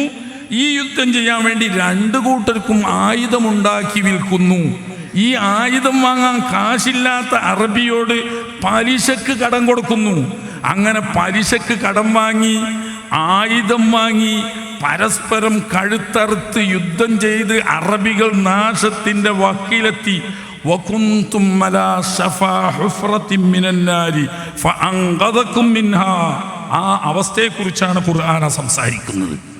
നിങ്ങൾ മഹാനാശത്തിൻ്റെ, നിങ്ങളുടെ ഈ ലോകത്ത് നിന്ന് തന്നെ നിർമ്മാർജ്ജനം ചെയ്യപ്പെടുന്ന സമൂല നാശത്തിൻ്റെ വക്കീലായിരുന്നു നിങ്ങളുടെ ഹബീബ് സല്ലല്ലാഹു അലൈഹി വസല്ലം തങ്ങൾ വരുന്ന സമയത്ത്. തങ്ങൾ മദീനയിൽ വരുമ്പോൾ നാശത്തിൻ്റെ പടുകുഴിയുടെ വക്കീലെത്തി നിന്നിരുന്നു. ഇനി ഒരു തള്ളൽ തള്ളിക്കഴിഞ്ഞാൽ നിങ്ങൾ ആ നാശത്തിൻ്റെ പടുകുഴിയിലേക്ക് കൂപ്പുകുത്തി ഇനി ഒരിക്കലും നിങ്ങൾക്ക് തലയുയർത്താൻ പറ്റാതെ ഭൂമിയിലേക്ക് ആഴ്ത്തപ്പെടാൻ അത്രയും സന്നിഗ്ധമായൊരു ഘട്ടത്തിലാണ് ഹബീബ് റസൂലുള്ളാഹി സ്വല്ലല്ലാഹു അലൈഹി വസല്ലം വന്ന്. ഹബീബ് സ്വല്ലല്ലാഹു അലൈഹി വസല്ലം ഖുർആനോദി യാ അയ്യുഹന്നാസ് ഇന്നാ ഖലഖനാകും മിൻ ദക്രിൻ വഉൻസാ വജഅൽനാകും ശുഊബൻ വഖബായില ലിതഅറഫു ഇന്ന അക്രമകും ഇൻദല്ലാഹി അത്ഖാകും. ഓ മനുഷ്യലോകമേ, ഇവിടെ അറബികളെ എന്നല്ല സംബോധന ചെയ്യുന്നത്. ഓ മനുഷ്യലോകമേ, ഇന്നാ ഖലഖനാകും മിൻ ദക്രിൻ വഉൻസാ, നിങ്ങൾ മനസ്സിലാക്കിയിട്ടില്ലേ, ഒരു ഉമ്മയിൽ നിന്നും ഒരു വാപ്പയിൽ നിന്നുമാണ് മനുഷ്യവംശത്തെ ഞാൻ സൃഷ്ടിച്ചിരിക്കുന്നത്. വജഅൽനാകും ശുഊബൻ വഖബായില, ചിലരെ ഖുറൈശികളായിട്ടും ചിലരെ ബനൂ തമീമുകാരായിട്ടും മറ്റ് ചിലരെ ബാക്കി അറബി ഗോത്രങ്ങളായിട്ടും മറ്റ് ചിലരെ അജ്മികളായിട്ടും ഇങ്ങനെ വിവിധ ഗോത്രങ്ങളും. ചിലർ വള്ളക്കാരാണ്, ചിലപ്പോൾ കറുത്ത വർഗക്കാരാണ്, ചിലർ ഇരുണ്ട വർഗക്കാരാണ്, ചിലർ ഇടത്തരക്കാരാണ്. ഇങ്ങനെയൊക്കെ മാറ്റിമറിച്ചതും ലിതഅറഫു, നിങ്ങൾ പരസ്പരം തിരിച്ചറിയുക എന്നൊരൊറ്റ ലക്ഷ്യമേ ഉള്ളൂ. ഈ നിറം കൊണ്ടോ ഗോത്രം കൊണ്ടോ ഭാഷ കൊണ്ടോ ഒരിക്കലും നിങ്ങൾക്ക് ദുനിയാവ് രക്ഷപ്പെടുത്താൻ കഴിയുമെന്ന് നിങ്ങൾ പ്രതീക്ഷിക്കണ്ട. ആഖിറം ഏതായാലും രക്ഷപ്പെടുത്താൻ കഴിയില്ല. അതുകൊണ്ട് നിങ്ങളൊരു കാര്യം ചെയ്യണം. ഇന്ന അക്രമക്കും ഇൻദല്ലാഹി അത്ഖാക്കും. ഖുറൈശി ആവട്ടെ, ഖുറൈശി അല്ലാത്തവരാവട്ടെ, അറബി ആവട്ടെ, അജ്മി ആവട്ടെ, ആരാണെങ്കിലും കറുത്ത നീഗ്രോ വർഗത്തിൽപ്പെട്ട ഒരു അടിമ തന്നെയാണെങ്കിലും ഏറ്റവും താഴ്ന്ന വർഗമായിട്ട് അന്ന് ഔട്ടീനെ ഇവിടുത്തെ ശൂദ്രന്മാരെ പോലെ അതിനെക്കാട്ടിലും താന്നിട്ടാണ് ഈ കറുത്ത അടിമകളെ അവർ കണക്കൂട്ടിന്. സല്ലല്ലാഹു അലൈഹി വസല്ലം തങ്ങൾ പറഞ്ഞു, ഇല്ല, ഇന്ന അക്രമക്കും ഇൻദല്ലാഹി അത്ഖാക്കും, നിങ്ങളിൽ ആദരണീയൻ, സ്ഥാനീയൻ, മഹത്വമുടയവൻ അള്ളാഹുവിൻ്റെ വിധിവിലക്കുകളെ കൽബിൽ ഉൾക്കൊണ്ടുകൊണ്ട് ജീവിതത്തിൽ പകർത്തുന്നവനാരോ അവന് മാത്രമേ മഹത്വമുള്ളൂ. അത് അറബിയെന്നോ അനർബിയെന്നോ ഖുറൈശിയെന്നോ ഖുറൈശി അല്ലാത്തവരെന്നോ യാതൊരു വിവേചനവുമില്ല എന്ന മനുഷ്യ സമത്വത്തിൻ്റെ ഏറ്റവും സമ്പൂർണമായ പ്രഖ്യാപനം ഐക്യരാഷ്ട്രസഭ മനുഷ്യാവകാശ പ്രഖ്യാപനം നടത്തിയായിരുന്നു. എന്ത് മനുഷ്യാവകാശ പ്രഖ്യാപനം നടത്തിയിട്ടും ഖുർആനിന്റെ ഈ ഒരൊറ്റ ആയത്ത് വരുത്തിയ പരിവർത്തനം എവിടെ വരെ എത്തി? വെള്ളക്കാരനായ വെളുത്ത് ചുവന്നു തൊടുത്ത ബഹുമാനപ്പെട്ട അബൂദർ റളിയല്ലാഹു തആല അൻഹു തങ്ങൾ ധരിക്കുന്ന വസ്ത്രം ഏതാണോ അത് തന്നെയായിരുന്നു താൻ വില കൊടുത്തു വാങ്ങിയ നീഗ്രോ വർഗത്തിൽപ്പെട്ട ഒരു അടിമ. ആ അടിമയും ധരിച്ചിരുന്നത് താൻ ധരിക്കുന്ന അതേ വസ്ത്രം തന്നെയായിരുന്നു. താൻ ഭക്ഷണം കഴിക്കുന്നത് എന്താണോ ആ ഭക്ഷണം തന്നെയായിരുന്നു ഈ അടിമക്ക് മഹാനവറുകൾ കൊടുത്തിരുന്നത്. മാത്രമല്ല, യാ അഹീ എന്ന പേരിലല്ലാതെ ബഹുമാനപ്പെട്ട അബൂദർ റളിയല്ലാഹു തആല അൻഹു ഒരിക്കലും തൻ്റെ അടിമയെ വിളിക്കുമായിരുന്നില്ല സഹോദരാ. ഒരു കാലത്ത് ആരായിരുന്നു എന്നറിയോ? ഒരു കറുത്ത സഹാബിയും അബൂദർ റളിയല്ലാഹു തആല അൻഹും കൂടി ഒരു തർക്കം വന്ന് ദേഷ്യം പിടിച്ചപ്പോൾ പഴയ സംസ്കാരത്തിന്റെ ബാക്കിയാണല്ലോ. ആദ്യകാല വിശ്വാസികളിൽപ്പെട്ട എല്ലാം അള്ളാഹുവിന് തവക്കുലാക്കി എല്ലാം അള്ളാഹുവിന്റെ പൊരുത്തത്തിന് സമർപ്പിച്ച മുത്തവക്കിലാണ് ബഹുമാനപ്പെട്ട അബൂദർ റളിയല്ലാഹു. ദേഷ്യം പിടിച്ചിങ്ങനെ വഴക്ക് പറയുന്നതിൻ്റെ ഇടയിൽ പറഞ്ഞു പോയി, യബ്ന സൗദ, അടിമയാണ്, ഒരു കറുത്ത വർഗത്തിൽപ്പെട്ട ആളാണ്. യബ്ന സൗദ, ഇത് നബി സല്ലല്ലാഹു അലൈഹി വസല്ലം തങ്ങളുടെ ശ്രദ്ധയിൽപ്പെട്ടു. കേവലം ഒരു കറുത്ത വർഗത്തിൽപ്പെട്ട ഒരു അടിമയുടെ മുഖത്ത് നോക്കി യബ്ന സൗദ എന്ന കറുപ്പത്തിന്റെ മോനെ എന്നാണ് ഇതിന്റെ അർത്ഥം. ഒരു കറുത്ത വർഗത്തിൽപ്പെട്ട ഒരാൾ എന്തായാലും കറുപ്പത്തിന്റെ മോൻ തന്നെയാണ്. അദ്ദേഹം ഒരു അടിമയുമാണ്. പക്ഷേ ഈ സംബോധന നബി സല്ലല്ലാഹു അലൈഹി വസല്ലം തങ്ങൾ കേട്ടപ്പോൾ, എടോ ഖുർആൻ പഠിപ്പിച്ച എന്താണെന്നറിയോ? യാ അയ്യുഹന്നാസ് ഇന്നാ ഖലഖനാകും മിൻ ദക്കരിൻ വ ഉൻസാ. ഖുർആൻ മാറ്റാണത്. എടോ, കറുത്തവനും വെളുത്തവനും അറബിയും അനറബിയും ഒരു ഉമ്മക്ക് വെറ്റ ഒരു വാപ്പന്റെ മക്കളാടോ? തങ്ങൾ ചോദിച്ചു, യാ അബൂദർ അയ്യർതഹു ബി ഉമ്മിഹി, കറുപ്പത്തിന്റെ മോൻ എന്ന് പറഞ്ഞില്ലേ? എടാ, ഉമ്മാന്റെ നിറം പറഞ്ഞിട്ട് മകനെ അപമതിക്കുന്ന ഇന്ന കംറുഉം ഫീക ജാഹിലിയ, ഇന്ന കംറുഉം ഫീക ജാഹിലിയ. ഇപ്പോഴും പഴയ ജാഹിലിയത്തിന്റെ അവശിഷ്ടം പേറുന്നുണ്ടോ നിങ്ങൾ? പഴയ ജാഹിലിയത്തിന്റെ ആ സംസ്കാരശൂന്യമായ ആ ഒരു സംസ്കാരത്തിന്റെ അവശിഷ്ടം പേറുന്നുണ്ടോ ഇപ്പോഴും നിങ്ങൾ? ഈ ഒരൊറ്റ ചോദ്യം മഹാനായ അബൂദർ റളിയല്ലാഹു അൻഹു ആകെ പേടിച്ച് വിയർത്തൊലിച്ചു പോയി. അതിൻ്റെ ശേഷം താൻ ധരിക്കുന്ന അതേ വസ്ത്രം തൻ്റെ അടിമക്കും താൻ കഴിക്കുന്ന അതേ ഭക്ഷണം അടിമക്കും കൊടുത്ത്, മാത്രമല്ല യാ അഹീ, ഒരു ഉമ്മ പെറ്റ മക്കളല്ലേ, സഹോദര എന്ന പേരിലല്ലാതെ തൻ്റെ കാശ് കൊടുത്ത് വാങ്ങിയ അടിമയെ മരണം വരെ അബൂദർ റളിയല്ലാഹു തആല വിളിച്ചിട്ടില്ല. അതാണ് മാറ്റം എന്ന് പറയുന്നത്. ഒരു സംസ്കാരത്തിൽ നൂറ്റാണ്ടുകളല്ല, എത്രയോ സംവത്സരങ്ങൾ തന്നെ അങ്ങനെ കഴിഞ്ഞു പോയ ഒരു സംസ്കാരത്തിൽ നിന്ന് 23 കൊല്ലം കൊണ്ട് ഖുർആൻ മാറ്റിയെടുത്ത സംസ്കാരം എവിടെ? പരസ്പരം കൊന്നും തിന്നും വളർന്ന ഒരു സമൂഹമായിരുന്നുവല്ലോ അറബികൾ. കയ്യൂക്കുള്ളവൻ കാര്യക്കാരൻ എന്ന നിലക്ക് ശക്തരായ ഗോത്രങ്ങൾ പാവപ്പെട്ട ഗോത്രങ്ങളെ യുദ്ധം ചെയ്ത് കീഴടക്കി അവരുടെ സ്വത്തും സമ്പാദ്യവും ഭാര്യമാരെയും മക്കളെയും കൊള്ളയടിച്ച് കീഴടക്കി അടിമകളായി വെക്കുന്ന ഒരു കാടൻ സംസ്കാരത്തിന്റെ ഉടമകളായിരുന്ന അറബികളെ പരിശുദ്ധമായ ഖുർആൻ ഷരീഫിന്റെ സംസ്കാരം എവിടത്തേക്ക് ഉയർത്തി എന്നറിയോ നിങ്ങൾക്ക്?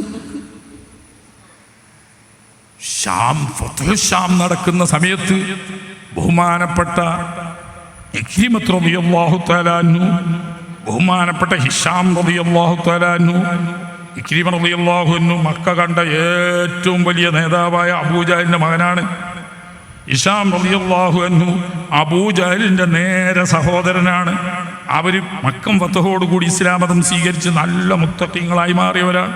പിന്നീട് അവരുടെ ജീവിതകാലം മുഴുവനും അള്ളാഹുവിൻ്റെ ദീനിൻ്റെ ദഅവത്തിന് വേണ്ടി റോമക്കാരുടെയും പേർഷ്യക്കാരുടെയും അക്രമങ്ങൾക്കും അനീതിക്കും എതിരിൽ നീതിക്ക് വേണ്ടി, സമാധാനത്തിന് വേണ്ടി, മനുഷ്യ സമത്വത്തിന് വേണ്ടി, പ്രത്യേകിച്ച് അല്ലാഹുവിൻ്റെ തൗഹീദിന് വേണ്ടി ജീവിതം ഒഴിഞ്ഞു വെച്ചവരാണ്.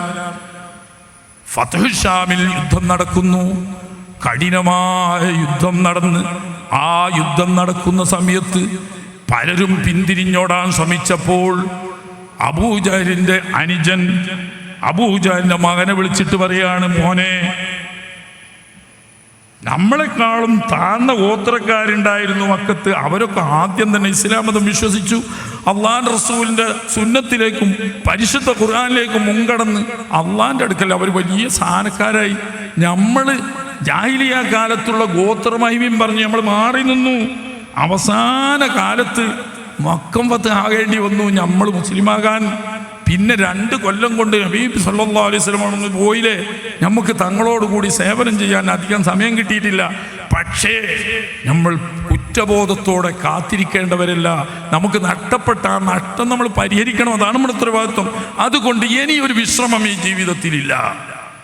അള്ളാഹുവിൻ്റെ ദീനിൻ്റെ ദഅവത്തിന് വേണ്ടി നാട് തോറും നടന്ന്, വീട് തോറും കയറിയിറങ്ങി അള്ളാഹുവിൻ്റെ തൗഹീദിൻ്റെ സന്ദേശം, വിശുദ്ധ ഖുർആൻ ഷരീഫിൻ്റെ സത്യപ്രബോധനം ജനങ്ങളുടെ കൽബിലേക്ക് എത്തിച്ചു കൊടുക്കാൻ വേണ്ടി, അവരുടെ ശ്രദ്ധയിലേക്ക് കൊണ്ടുവരാൻ വേണ്ടി, അവരെ ഹിദായത്തിൻ്റെ വെളിച്ചത്തിലേക്ക് വഴി കാണിക്കാൻ വേണ്ടിയിട്ട് ഇനിയുള്ള ജീവിതം ഒഴിഞ്ഞു വെക്കുക. അങ്ങനെ ഒരു യുദ്ധക്കളത്തിൽ നിന്ന് അടുത്ത യുദ്ധക്കളത്തിലേക്ക്, ഒരു യുദ്ധക്കളത്തിൽ നിന്ന് അടുത്ത യുദ്ധക്കളത്തിലേക്ക് മാറിക്കൊണ്ട് അല്ലാഹുവിൻ്റെ ദീനിൻ്റെ ദഅവത്തിന് പ്രവർത്തിച്ചു കൊണ്ടിരിക്കുമ്പോൾ ഫത്ഹു ഷാമിൽ ബഹുമാനപ്പെട്ട ഇക്രിമത്ത് റളിയല്ലാഹു തആല അൻഹു പരിക്കേറ്റ് ആസന്ന മരണനായി പടക്കളത്തിൽ വീണു.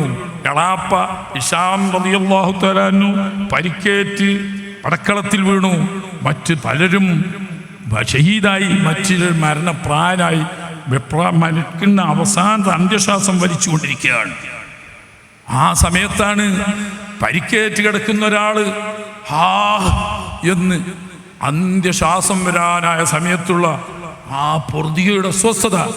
അപ്പോൾ ഒരു സഹാബി ഓടിച്ചെന്നു, വെള്ളം വേണോ സഹോദര നിങ്ങൾക്ക്? കാരണം രക്തം ഇങ്ങനെ ധാരധാരയായി ഒഴുകിപ്പോയി, ഷഹീദാകാൻ വേണ്ടി മരണം തൊട്ടു മുന്നിൽ കാണുന്ന അവസ്ഥയാണ്. ആ സമയത്ത് അദ്ദേഹം ദാഹിച്ച് തൊണ്ട വരണ്ട് വായുണങ്ങിക്കൊണ്ട് ഒരിറ്റു വെള്ളം കിട്ടിയെങ്കിൽ എന്ന നിലക്ക് അങ്ങനെ ഈ സഹോദരൻ, ഈ സഹാബി ഒരു ഗ്ലാസ് വെള്ളം കൊണ്ടു കൊടുക്കുന്നു. ആ സമയത്ത് ഈ കയ്യിൽ വാങ്ങാൻ കഴിയില്ല, അതിലേക്ക് ഒഴിച്ചു കൊടുക്കണം, അത്രയും അവശനാണ്. ആ സമയത്താണ് അപ്പുറത്തുനിന്ന് മറ്റൊരാൾ ഹാ എന്ന് വിളി. അപ്പം നാവ് കൊണ്ട് പറയാൻ പറ്റ, ഈ വായിലേക്ക് ഒഴിക്കാൻ പോകുന്ന വെള്ളം അദ്ദേഹത്തിനോട് പറഞ്ഞു അവിടെ കൊണ്ടുപോയി കൊടുക്കി. അദ്ദേഹത്തിന് കൊണ്ടു കൊടുക്കി. അദ്ദേഹം എന്നെക്കാളുടെ അവശനാണ്. അങ്ങനെ അദ്ദേഹത്തിൻ്റെ അടുത്ത് ചെന്ന് വെള്ളത്തിന് വേണ്ടി വിഷമിച്ച് തൊണ്ട ഉണങ്ങി കഷ്ടപ്പെട്ട് മരിക്കുന്ന മുന്നിൽ കണ്ണിൽ കണ്ടുകൊണ്ട് കിടക്കുന്ന ആ സഹോദരൻ്റെ വായിലേക്ക് ഈ വെള്ളം ഒഴിക്കാൻ വേണ്ടി ശ്രമിക്കുമ്പോൾ അപ്പുറത്തുനിന്ന് മൂന്നാമതൊരാൾ ഹാ എന്ന് വിളിക്കുന്നു. അത് കേട്ടപ്പം ഈ വായിലേക്ക് ഒഴിക്കാൻ പോകുന്ന വെള്ളം ഒഴിക്കാൻ അനുവദിക്കാതെ അദ്ദേഹത്തിന് കൊണ്ടുപോയി കൊടുക്കാൻ പറഞ്ഞു. അങ്ങനെ ഈ വെള്ളം കൊണ്ടുവന്ന സഹാബി ആ വെള്ളവുമായിട്ട് മൂന്നാമത്തെ ആളടുത്തെത്തി വായിലേക്ക് ഒഴിക്കാൻ നോക്കുമ്പോൾ അദ്ദേഹം ഷഹീദായിപ്പോയി. അദ്ദേഹത്തിന് ഇനി വെള്ളം വേണ്ട, അതിനെ അവർ മരിച്ചുപോയി. എന്നാൽ രണ്ടാമത്തെ ആൾക്ക് എന്നെ കൊടുക്കാൻ നേരത്തെ ഇങ്ങോട്ട് വന്നപ്പോത്തിന് രണ്ടാമത്തെ ആളും മരിച്ചുപോയി. ആർക്കും വെള്ളം വേണ്ട. മൂന്നാമത്തെ ഫസ്റ്റിൽ ചെന്ന ആളടുത്തേക്ക് ചെന്ന് നോക്കുമ്പോൾ അദ്ദേഹവും ഷഹീദായി. ഒരു ഗ്ലാസ് വെള്ളത്തിന്, ഒരു തുള്ളി വെള്ളത്തിന് വേണ്ടി മരണവെപ്രാളത്തിന് ഇന്നലിൽ മൗത്തിലെ സക്കറാത്ത് എന്ന് ഹബീബ് റസൂലുള്ളാഹി സ്വല്ലല്ലാഹു അലൈഹി വസല്ലം തങ്ങൾ പരിചയപ്പെടുത്തിയ മഹാവെപ്രാളമാണ് മരണത്തിന്. ആ മഹാവെപ്രാളത്തിൽ കിടക്കുന്ന സമയത്ത് പോലും തൻ്റെ സഹോദരനപ്പുറത്തൊരിറ്റു വെള്ളത്തിന് ആഗ്രഹിക്കുന്നു എന്ന് കണ്ടപ്പോൾ മരിക്കുന്ന അവസാനത്തെ അന്ത്യാഭിലാഷമായ ഒരു തുള്ളി വെള്ളം അത് എനിക്ക് കേൾക്കുന്നതിനേക്കാൾ നല്ലത്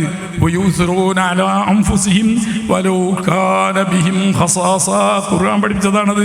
സ്വന്തം കഷ്ടപ്പാടുണ്ട്, ദാഹമുണ്ട്, വിഷമുണ്ട്, വിഷപ്പുണ്ട്, അവശതയുണ്ട്, ഒക്കെയുണ്ടെങ്കിലും തന്നെക്കാൾ അർഹതപ്പെട്ടവരെന്ന് തോന്നുന്ന ആളുകൾക്ക് സ്വന്തം നഫ്സിനേക്കാൾ ഈസാർ ചെയ്യുന്നു അവർ.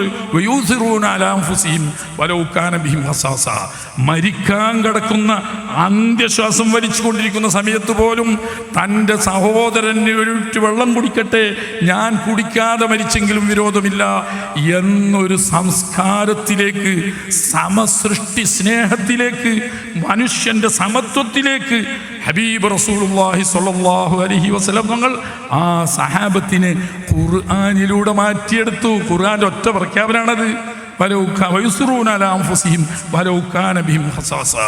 അത് മരണക്കിടക്കയിൽ അവസാനത്തെ ശ്വാസത്തിൽ ഒരു തുള്ളി വെള്ളം വായിലുറ്റിക്കുന്നിടത്ത് വരെ സ്വന്തം നഫ്സിനേക്കാൾ മറ്റുള്ളവർക്ക് മുൻഗണന കൊടുക്കുന്ന ഒരു സംസ്കാരത്തിലേക്ക് ഖുർആൻ ഈ കാട്ടാളന്മാരായ മനുഷ്യവർഗത്തെ മാറ്റിയെടുത്തെങ്കിൽ ഖുർആൻ ഇവിടെ ഉണ്ടാക്കിയെടുത്ത അത്ഭുതങ്ങൾ നമ്മൾ എണ്ണി പറഞ്ഞാൽ തീരൂല. എന്തൊക്കെ രംഗങ്ങളിൽ എവിടെയൊക്കെ ഒരു കാലത്ത് ചരിത്ര ഡാർക്കേജ് എന്ന് പറഞ്ഞ് എഴുതി തള്ളിയ സംസ്കാര ശൂന്യനായ, ഒരു സംസ്കാരം, ഒരു വിദ്യാഭ്യാസവും ഇല്ലാത്ത, ഒരു മതവും ഇല്ലാത്ത, ഇങ്ങനെയുള്ള നാക്കാലി മൃഗങ്ങളെക്കാളും മതവിധിച്ചിരുന്ന ഒരു ജനസമൂഹത്തെ സാംസ്കാരികമായി ഖുർആൻ മാറ്റിയെടുത്തത് നൂറ്റാണ്ട് കൊണ്ടല്ല, സംവത്സരങ്ങളെ കൊണ്ടല്ല, കേവലം 23 കൊല്ലം കൊണ്ട്. കേവലം 23 കൊല്ലം കൊണ്ട് ഹബീബ് റസൂലുള്ളാഹി സ്വല്ലല്ലാഹു അലൈഹി വസല്ലം തങ്ങൾ പറഞ്ഞു, അസ്ഹാബി കന്നുജൂം, അസ്ഹാബി കന്നുജൂം ഫബിഅയ്യിഹിം ഇഖ്തദൈതും ഇഹ്തദൈതും. നേരത്തെ കാട്ടാളരായ അറബികളല്ല, പരസ്പരം കൊന്നും തിന്നും നശിപ്പിച്ചു കൊണ്ടിരിക്കുന്ന സംസ്കാരശൂന്യരായ കാട്ടറബികളല്ല, ലോകാവസാനം വരെ വരുന്ന സംസ്കാര സമ്പന്നമായ മനുഷ്യലോകത്തിൻ്റെ മാതൃകയാവുന്ന താരതുല്യരാണ് എൻ്റെ സാഹബത്തിൽപ്പെട്ട ഓരോരുത്തരും. ഇത് ആദ്യം ഖുർആൻ പറഞ്ഞു. ഹദീസ് ലൈഫാണ്. ഹദീസ് ലൈഫാണെങ്കിൽ ഖുർആൻ ഉണ്ടല്ലോ. വകദാലിക ജഅൽനാകും ഉമ്മത്തൻ വസതാ. ആദം നബി അലൈഹിസ്സലാത്തു വസ്സലാം തൊട്ട് അഷ്റഫുൽ ഖൽഖ് സ്വല്ലല്ലാഹു അലൈഹി വസല്ലം തങ്ങളുടെ കാലത്തോടടുത്തത് വരെയുള്ള കാലഘട്ടവും, ഇനി നബി സ്വല്ലല്ലാഹു അലൈഹി വസല്ലം തങ്ങളുടെ കാലഘട്ടം കഴിഞ്ഞിട്ട് ഖിയാമത്ത് നാൾ വരെയുള്ള കാലഘട്ടവും, കഴിഞ്ഞു പോയതും വരാനിരിക്കുന്നതുമായ 2 കാലങ്ങളെ കൊണ്ട് നോക്കുമ്പോൾ കദാലിക ജഅൽനാകും ഉമ്മത്തൻ വസതാ, മധ്യമവർഗമാക്കി നിങ്ങളെ ഞാൻ മാറ്റി വെച്ചിരിക്കുന്നു എന്ന് പറഞ്ഞാൽ, ഒരു സഹാബിയാണോ, അയാൾ ആരാണെന്നോ, അദ്ദേഹത്തിൻ്റെ പേരെന്താണെന്നോ, അദ്ദേഹം ഏത് വിഭാഗത്തിൽ ഒന്നും നോക്കാൻ പാടില്ല. സഹാബിയാണോ, അസ്സഹാബത്തു കുല്ലുഹും അദൂൽ, ഖുർആന്റെ പ്രഖ്യാപനാണ്. വകദാലിക ജഅൽനാകും ഉമ്മത്തൻ വസതാ, നിങ്ങളെ മുഴുവനും നീതിമാന്മാരായ അദിലുകളായ ആളുകളാക്കി. എല്ലാ സഹാബത്തും അദിലാണ്. ഒരു കാലത്ത് എവിടെയായിരുന്നു ഉണ്ടായിരുന്നത്? എവിടെ നിന്നാണത് മാറ്റിയെടുത്തത്? ഓരോ സംഭവം എടുത്ത് പറഞ്ഞാൽ തീരൂല. മഹാനായ ഉമറുൽ ഫാറൂഖ് റളിയല്ലാഹു തആല അൻഹു അള്ളാന്റെ ഹബീബിനെ കൊല്ലാൻ പോയ ആളല്ലേ, നമുക്കൊക്കെ അറിയാലോ. കൊല്ലാൻ വേണ്ടി പോയതാണ്. വാളുമായിട്ട് പോകുന്ന വൈക്കൽ സഅദ് ബിൻ അബി വഖാസ് റളിയല്ലാഹു അൻഹു കണ്ടു. പോക്കത്ര പന്തിയല്ല എന്ന് കണ്ടപ്പം സഅദ് ബിൻ അബി വഖാസ് റളിയല്ലാഹു അൻഹു ചോദിച്ചു, എള്ളോടോ ഉമർ ഒഴുക്കാവോ എന്ന് ചോദിച്ചു. ഇലാഹാദ സാബി, ആ മതം മാറിയ അംശമുണ്ടോ, അങ്ങനെ ഒരു പറഞ്ഞു, മതം മാറിയ ആൾ. ആ മതം മാറിയ ആളുണ്ടല്ലോ, അവനെ കൊണ്ടാണ് ഈ മക്കയിലുള്ള എല്ലാ പ്രശ്നവും. ആ പ്രശ്നം ഞാൻ ഇപ്പം തീർക്കും, അതുകൊണ്ട് മുഹമ്മദിനെ കൊല്ലാൻ പോകുകയാണ്. ഒറ്റയടിക്ക് ഇയാളെ തടുക്കാനുള്ള ശക്തിയൊന്നും സഅദ് ബിൻ അബി വഖാസ് റളിയല്ലാഹു അൻഹുവിന് ആരോഗ്യപരമായിട്ടില്ല, ആയുധബലം കൊണ്ടുമില്ല, കുടുംബബലം കൊണ്ടുമില്ല. അപ്പം പിന്നെന്ത് ചെയ്തു? നേരെ പങ്ക് പോയാൽ എന്തെങ്കിലും സംഭവിക്കുമല്ലോ. എന്നാൽ തൽക്കാലം ഈ ദേഷ്യം നബിതങ്ങളിലേക്ക് നേരിട്ട് പോയി പഠിപ്പിക്കണ്ട എന്നുള്ള ആൾക്കൊന്ന് വഴിതിരിച്ചിടാ എന്നുള്ള ആൾക്ക് പറഞ്ഞോടോ, അവനാൻ്റെ അകം കേട് എന്നിരിക്കും. ആരാ എൻ്റെ കുപ്പ അടിച്ചു വരാൻ പോകണ്ടോ നീ? എന്താ വെച്ചു? നിന്റെ പെങ്ങളും നിന്റെ അളിയനും ആ സാബികളുടെ കൂട്ടത്തിൽപ്പെട്ട ആളാണ്. മുഹമ്മദിന് ഖുറൈശി, അവന് ബനു ഹാശിമാരനാ. ഇജെന്താ വിചാരിച്ച്? ഇജ് മുഹമ്മദിനെ പോയിട്ടുണ്ട് കൊന്നിട്ട് വരുന്നാൽ ബനു ഹാഷിമുകാർ നിന്നെവിടെ രണ്ട് കാര്യമല്ല നടക്കാൻ വിടുമെന്ന് വിചാരിച്ചണോ? ഈ കുറച്ച് ശക്തി ആരോഗ്യം ഉണ്ടെന്ന് എഴുതിയിട്ട് എന്തും പറയാം. നൂറുകണക്കിന് അംഗസംഖ്യ വരുന്ന ബനു ഹാഷിമാർ നിന്നെവിടെ വെച്ചേക്കോ? നീ സ്വന്തം മുറ്റടിച്ചാൽ എന്നിട്ടല്ലേ മറ്റവൻ്റെ കുപ്പന്നാക്കള്? എന്താ എൻ്റെ പെങ്ങള് ഫാത്തിമലേ, എൻ്റെ എളാപ്പാന്റെ മകൻ സയ്യിദ് ബിൻ സയ്യിദ് റളിയല്ലാഹു തആല അൻഹു ഹത്താബിന്റെ സഹോദരനാ. ഏട്ടഞ്ചന്മാരെ മക്കൾ തമ്മിൽ കല്യാണം നടന്നതാ. സയ്യിദ് ബിൻ സയ്യിദ് എൻ്റെ അളിയനല്ലേ? ആ അളിയനാണ്, എളാപ്പാന്റെ മകനുമാണ്. എന്നാലേ ഒരു രണ്ടാളും ഇപ്പൊ ഈ സഭ എന്ന് പറയുന്ന മതം മാറ്റം നടത്തിന്ന് അതൊക്കെ ഒന്ന് ചൊക്കാക്കിയിട്ട് വന്നാ പോരെ. ഓരെ കൊല്ലാൻ വേണ്ടി പറഞ്ഞേക്കല്ല സയ്യിദ് റളിയല്ലാഹു അൻഹു ഉദ്ദേശം. മറിച്ച് നേരിട്ട് ഇങ്ങനെ നബിതങ്ങളെടുക്കുക എന്നാൽ എന്തെങ്കിലും സംഭവിച്ചു പോകുമല്ലോ എന്ന് പേടിച്ചിട്ട് തൽക്കാലം ആ കോപ്പൊന്ന് മാറ്റിയിടാൻ വിടാൻ വേണ്ടിയിട്ട് വഴി തിരിച്ചിടാൻ. അങ്ങനെ ദേഷ്യത്തോടു കൂടി ആ വാളുമായിട്ട് നേരെ പെങ്ങള് ഫാത്തിമയുടെ അടുത്തേക്ക് ചെന്നു. അകത്ത് വാതിലടച്ചുകൊണ്ട് ഖബ്ബാബ് റളിയല്ലാഹു തആല അൻഹു ഖുർആൻ പഠിപ്പിച്ചുകൊണ്ടിരിക്കുകയാണ്. ഫാത്തിമ ബിൻത് ഖത്താബിനും ബഹുമാനപ്പെട്ട സയ്യിദ് ബിൻ സയ്യിദ് റളിയല്ലാഹു അൻഹു അതാ പെങ്ങക്കും മളിയനും ഖബ്ബാബ് ബിൻ അർത്ത് റളിയല്ലാഹു തആല അൻഹു ഖുർആൻ ഓതി കൊടുത്തുകൊണ്ടിരിക്കുകയാണ്. ഖുർആന്റെ ഒരു ശബ്ദം ഇങ്ങനെ ഉള്ളെന്ന് കേട്ട് തിരിഞ്ഞു കേട്ടിട്ടില്ലെങ്കിലും വാതിൽ മുട്ടി. വാതിൽ മുട്ടിയിട്ട് വാതിൽ തുറക്കാൻ പറഞ്ഞപ്പോ ശബ്ദം കേട്ടപ്പോൾ തന്നെ ഫാത്തിമാക്ക് തിരിഞ്ഞാണ്. എന്നാലും ഉമർ റളിയല്ലാഹു അൻഹു ആണെന്ന് കണ്ടപ്പോൾ ഖബ്ബാബ് റളിയല്ലാഹു തആല അൻഹുവിനെ അവർ കിടക്കുന്ന കട്ടിലിൻ്റെ അടിയിലേക്ക് ഒളിപ്പിച്ച് വെച്ച്. കണ്ടിട്ടുണ്ടെങ്കിൽ ആദ്യ സാധനം കൊല്ലും. പാവപ്പെട്ട സഹാബാക്കളിൽപ്പെട്ട ആളാണ് ഖബ്ബാബ് റളിയല്ലാഹു അൻഹു. അങ്ങനെ വാതിൽ തുറന്ന് അകത്ത് കയറി എന്താ അവിടുന്ന് ഓതുന്ന കേട്ടോ ചോദിച്ചു. ഒന്നും ഓതുന്നില്ല, ഞാനും അലയാങ്കിയായിട്ട് ഇങ്ങനെ വർത്താനം പറഞ്ഞിരിക്കാം. ഇജത്തപ്പ എന്തെങ്കിലും കേട്ടോ? അതൊന്നുമല്ല, നിങ്ങൾ രണ്ടാളും പറയുന്ന വർത്താനമല്ല, നിങ്ങൾ എന്തോ ഓതുന്നത് ഞാൻ കേട്ടിണ്. ഇല്ലേ, ഞാനും അലയാങ്കിയായിട്ട് ഇങ്ങനെ സംസാരിച്ചു കൊണ്ടിരിക്കുക, അല്ലാതെ വേറെ ഇവിടെ ഒരു ഒത്തും ഉണ്ടായിട്ടില്ല. എന്നോട് കളവ് പറയണ്ട, ഞാനെൻ്റെ ചവിട്ടിക്കേട്ടതാണ്. ആ ബുക്ക് ഇങ്ങോട്ട് എടുക്കുക. അപ്പോൾ ഉമർ റളിയല്ലാഹു അൻഹു അക്ഷരാഭ്യാസം ഉണ്ട് പഴയ കാലത്ത് തന്നെ. കുറഞ്ഞ അറബി ഖുറൈശികളിൽ ചിലർക്കൊക്കെ അക്ഷരാഭ്യാസം ഉണ്ടായി. അതിൽപ്പെട്ട ആളാണ് ഉമർ റളിയല്ലാഹു അൻഹു. എടുക്കാൻ പറഞ്ഞു, സാഹിബ് എടുക്കാൻ പറഞ്ഞു. തരാൻ പറ്റൂല. അപ്പൊ ചോദിച്ചു, ഇജ്ജ് അളിയനും ഒക്കെ മതം മാറി അങ്ങനെ പോലും പറയാം. സബത്തി വസൈദുൻ, ഇജ്ജും സയ്യിദ് ബിൻ സയ്യിദും രണ്ടാളും മതം മാറി എന്ന് പറഞ്ഞിട്ട് മാ സബൈനാ വലാകിന്ന ആമന്നാ ബില്ലാഹി വഹ്ദ. ഞങ്ങൾ മതം മാറിയൊക്കെയല്ല, ഒരുവനായ അള്ളാഹുൽ ഈമാൻ കൊണ്ടിരിക്കുകയാണ്. ധൈര്യം പെങ്ങളാണല്ലോ, ആ ബാപ്പാൻ്റെ ചോരക്ക് ജനിച്ച തന്നെയാണല്ലോ പെങ്ങളും കുറഞ്ഞു കൊടുത്തില്ല. കുറച്ച് പറഞ്ഞു ഞാൻ മാറിയെങ്കിൽ നിങ്ങൾക്ക് എന്താ അടിയായി. സയ്യിദ് റളിയല്ലാഹു അൻഹുവിനെ അടിച്ചു. സയ്യിദ് ബിൻ സയ്യിദ് റളിയല്ലാഹു അൻഹു ഒന്ന് അളിയനെ അടിച്ചു എന്നല്ല, പിടിച്ച് താഴെ വീഴ്ത്തി അദ്ദേഹത്തിന് നെഞ്ഞിൽ കയറിയിരുന്നു. റളിയല്ലാഹു അൻഹുവിൻ്റെ ശക്തിയൊന്നും സയ്യിദ് ബിൻ സയ്യിദ് റളിയല്ലാഹു അൻഹുവിനില്ല. അത് കണ്ട് ഭാര്യയാവുന്ന ഫാത്തിമ ഇയാളെ ഉന്തി പുറത്താക്കാൻ വേണ്ടിയിട്ട് ശ്രമിക്കുന്നതിൻ്റെ ഇടയിൽ കൈകൊണ്ട് തട്ടു. ആ തട്ട് ബഹുമാനപ്പെട്ട ഫാത്തിമ റളിയല്ലാഹു തആല അൻഹയുടെ മൂക്കിനാണ് കൊണ്ട്. മൂക്കിന് കൊണ്ട് ചോരൊലിച്ചു. അങ്ങനെ മൂക്കിൽ നിന്നിട്ടും വായിലൂടെയും ചോരങ്ങനെ ധാരയായി ഒഴുകുന്നത് കണ്ടപ്പോൾ ഉമറിന് സമനില വന്നു. സ്വന്തം രക്തത്തിൻ്റെ ഭാഗമാണല്ലോ, നേരെ പെങ്ങളല്ലേ.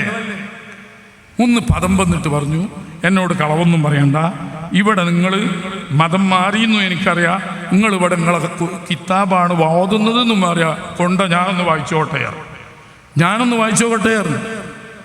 ഒട്ടും കുറഞ്ഞു കൊടുത്തില്ല പെങ്ങളും. നീ നജസാണ്, കാഫിറായതുകൊണ്ട് നീ നജസാണ്. ഖുർആൻ ലാ യമസ്സുഹു ഇല്ലൽ മുത്തഹ്ഹറൂൻ, പരിശുദ്ധന്മാർക്കേ അത് തൊടാൻ പാടുള്ളൂ. നിന്നെ പോലത്തെ ഇന്നമൽ മുശ്രികൂന നജസുൻ എന്ന് പറഞ്ഞാൽ നജസ്സുകൾക്ക് തൊടാൻ പറ്റുന്നതല്ല അത്. അതുകൊണ്ട് നീ പോയി കുളിച്ച് വൃത്തിയായിട്ട് വാ, ഞാൻ തരാറ്. കുളിച്ച് വൃത്തിയായി വന്നു. ബഹുമാനപ്പെട്ട ഫാത്തിമ റളിയല്ലാഹു തആല അൻഹ ദുആ ചെയ്യുന്ന മനസ്സോടെ, പടച്ചോനെ ഈ ഉമർ നല്ല ബുദ്ധിയുള്ള മനുഷ്യനാണ്, നല്ല വിവേകമുള്ള ആളാണ്, അദ്ദേഹത്തിന് എൻ്റെ കിലാമിൻ്റെ ഹഖീഖത്തൊന്ന് തുറന്നു കൊടുത്തുകൊണ്ട് ഹിദായത്തിൻ്റെ വെളിച്ചം കൊടുക്കണേ എന്ന് കൽബിൽ ദ്വാരുന്നുകൊണ്ട് വിറക്കുന്ന കൈകളോടുകൂടി ആ മുസാഫ് കൈ കൊടുത്തു. സൈഫ് മറിച്ച് നോക്കുമ്പോൾ ത്വാഹ മാ അൻസൽനാ അലൈക്കൽ ഖുർആൻ ലിതഷ്ഖാ എന്ന് തുടങ്ങുന്ന ത്വാഹ സൂറത്തിലെ ഏതാനും ആയത്തുകളാണ്. ആ ആയത്തുകൾ അങ്ങനെ വായിക്കുമ്പം കാരിരുമ്പ് പോലത്തെ കടുകടുത്ത കൽബിൻ്റെ ഉടമയായ ആ മുശ്രിക്ക് നേതാവ് മാറ്റം വന്നു. ആവർത്തിച്ച് ആവർത്തിച്ച് ആവർത്തിച്ച് അത് വായിക്കും തോറും അദ്ദേഹത്തിൻ്റെ ഭാവവും രൂപവും മാറി. കണ്ണിൽ നിന്നുണ്ട് കണ്ണുനീരൊഴുകാൻ തുടങ്ങി. ഖുർആൻ വരുത്തിയ പരിവർത്തനമാണ്. ഏതാനും ആയത്തുകൾ വായിച്ചിട്ടേ ഉള്ളൂ, അപ്പോഴേക്ക് ആ കൽബ് മാറിപ്പോയി. തീയിലിട്ട് ഉരുക്കിയതുപോലെ ആ കൽബ് മയപ്പെട്ടു വന്നു. എന്നിട്ട് ചോദിച്ചു, എവിടെ ഉണ്ട് നബി തങ്ങൾ? അങ്ങനെ സല്ലല്ലാഹു അലൈഹി വസല്ലം തങ്ങളുടെ അടുക്കൽ പോയി.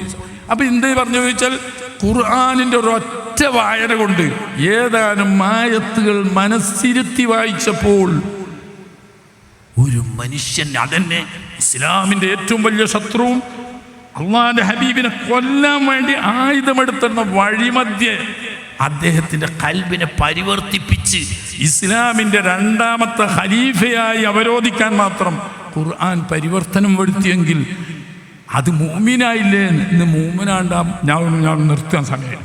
മുഗീറത്ത് ബിനുൽ വലീദ്, വലീദ് ബിൻ മുഗീറ, വലീദ് ബിൻ മുഗീറ എന്ന് പറയുന്ന അക്കാലത്തെ മക്കത്തെ ഏറ്റവും വലിയ സമ്പന്നനും ധാരാളം മക്കളുള്ള ആളും വലിയ സ്വാധീനമുള്ള നേതാവും പക്വമതിയായ വയസ്സനുമാണ്. ഒരിക്കൽ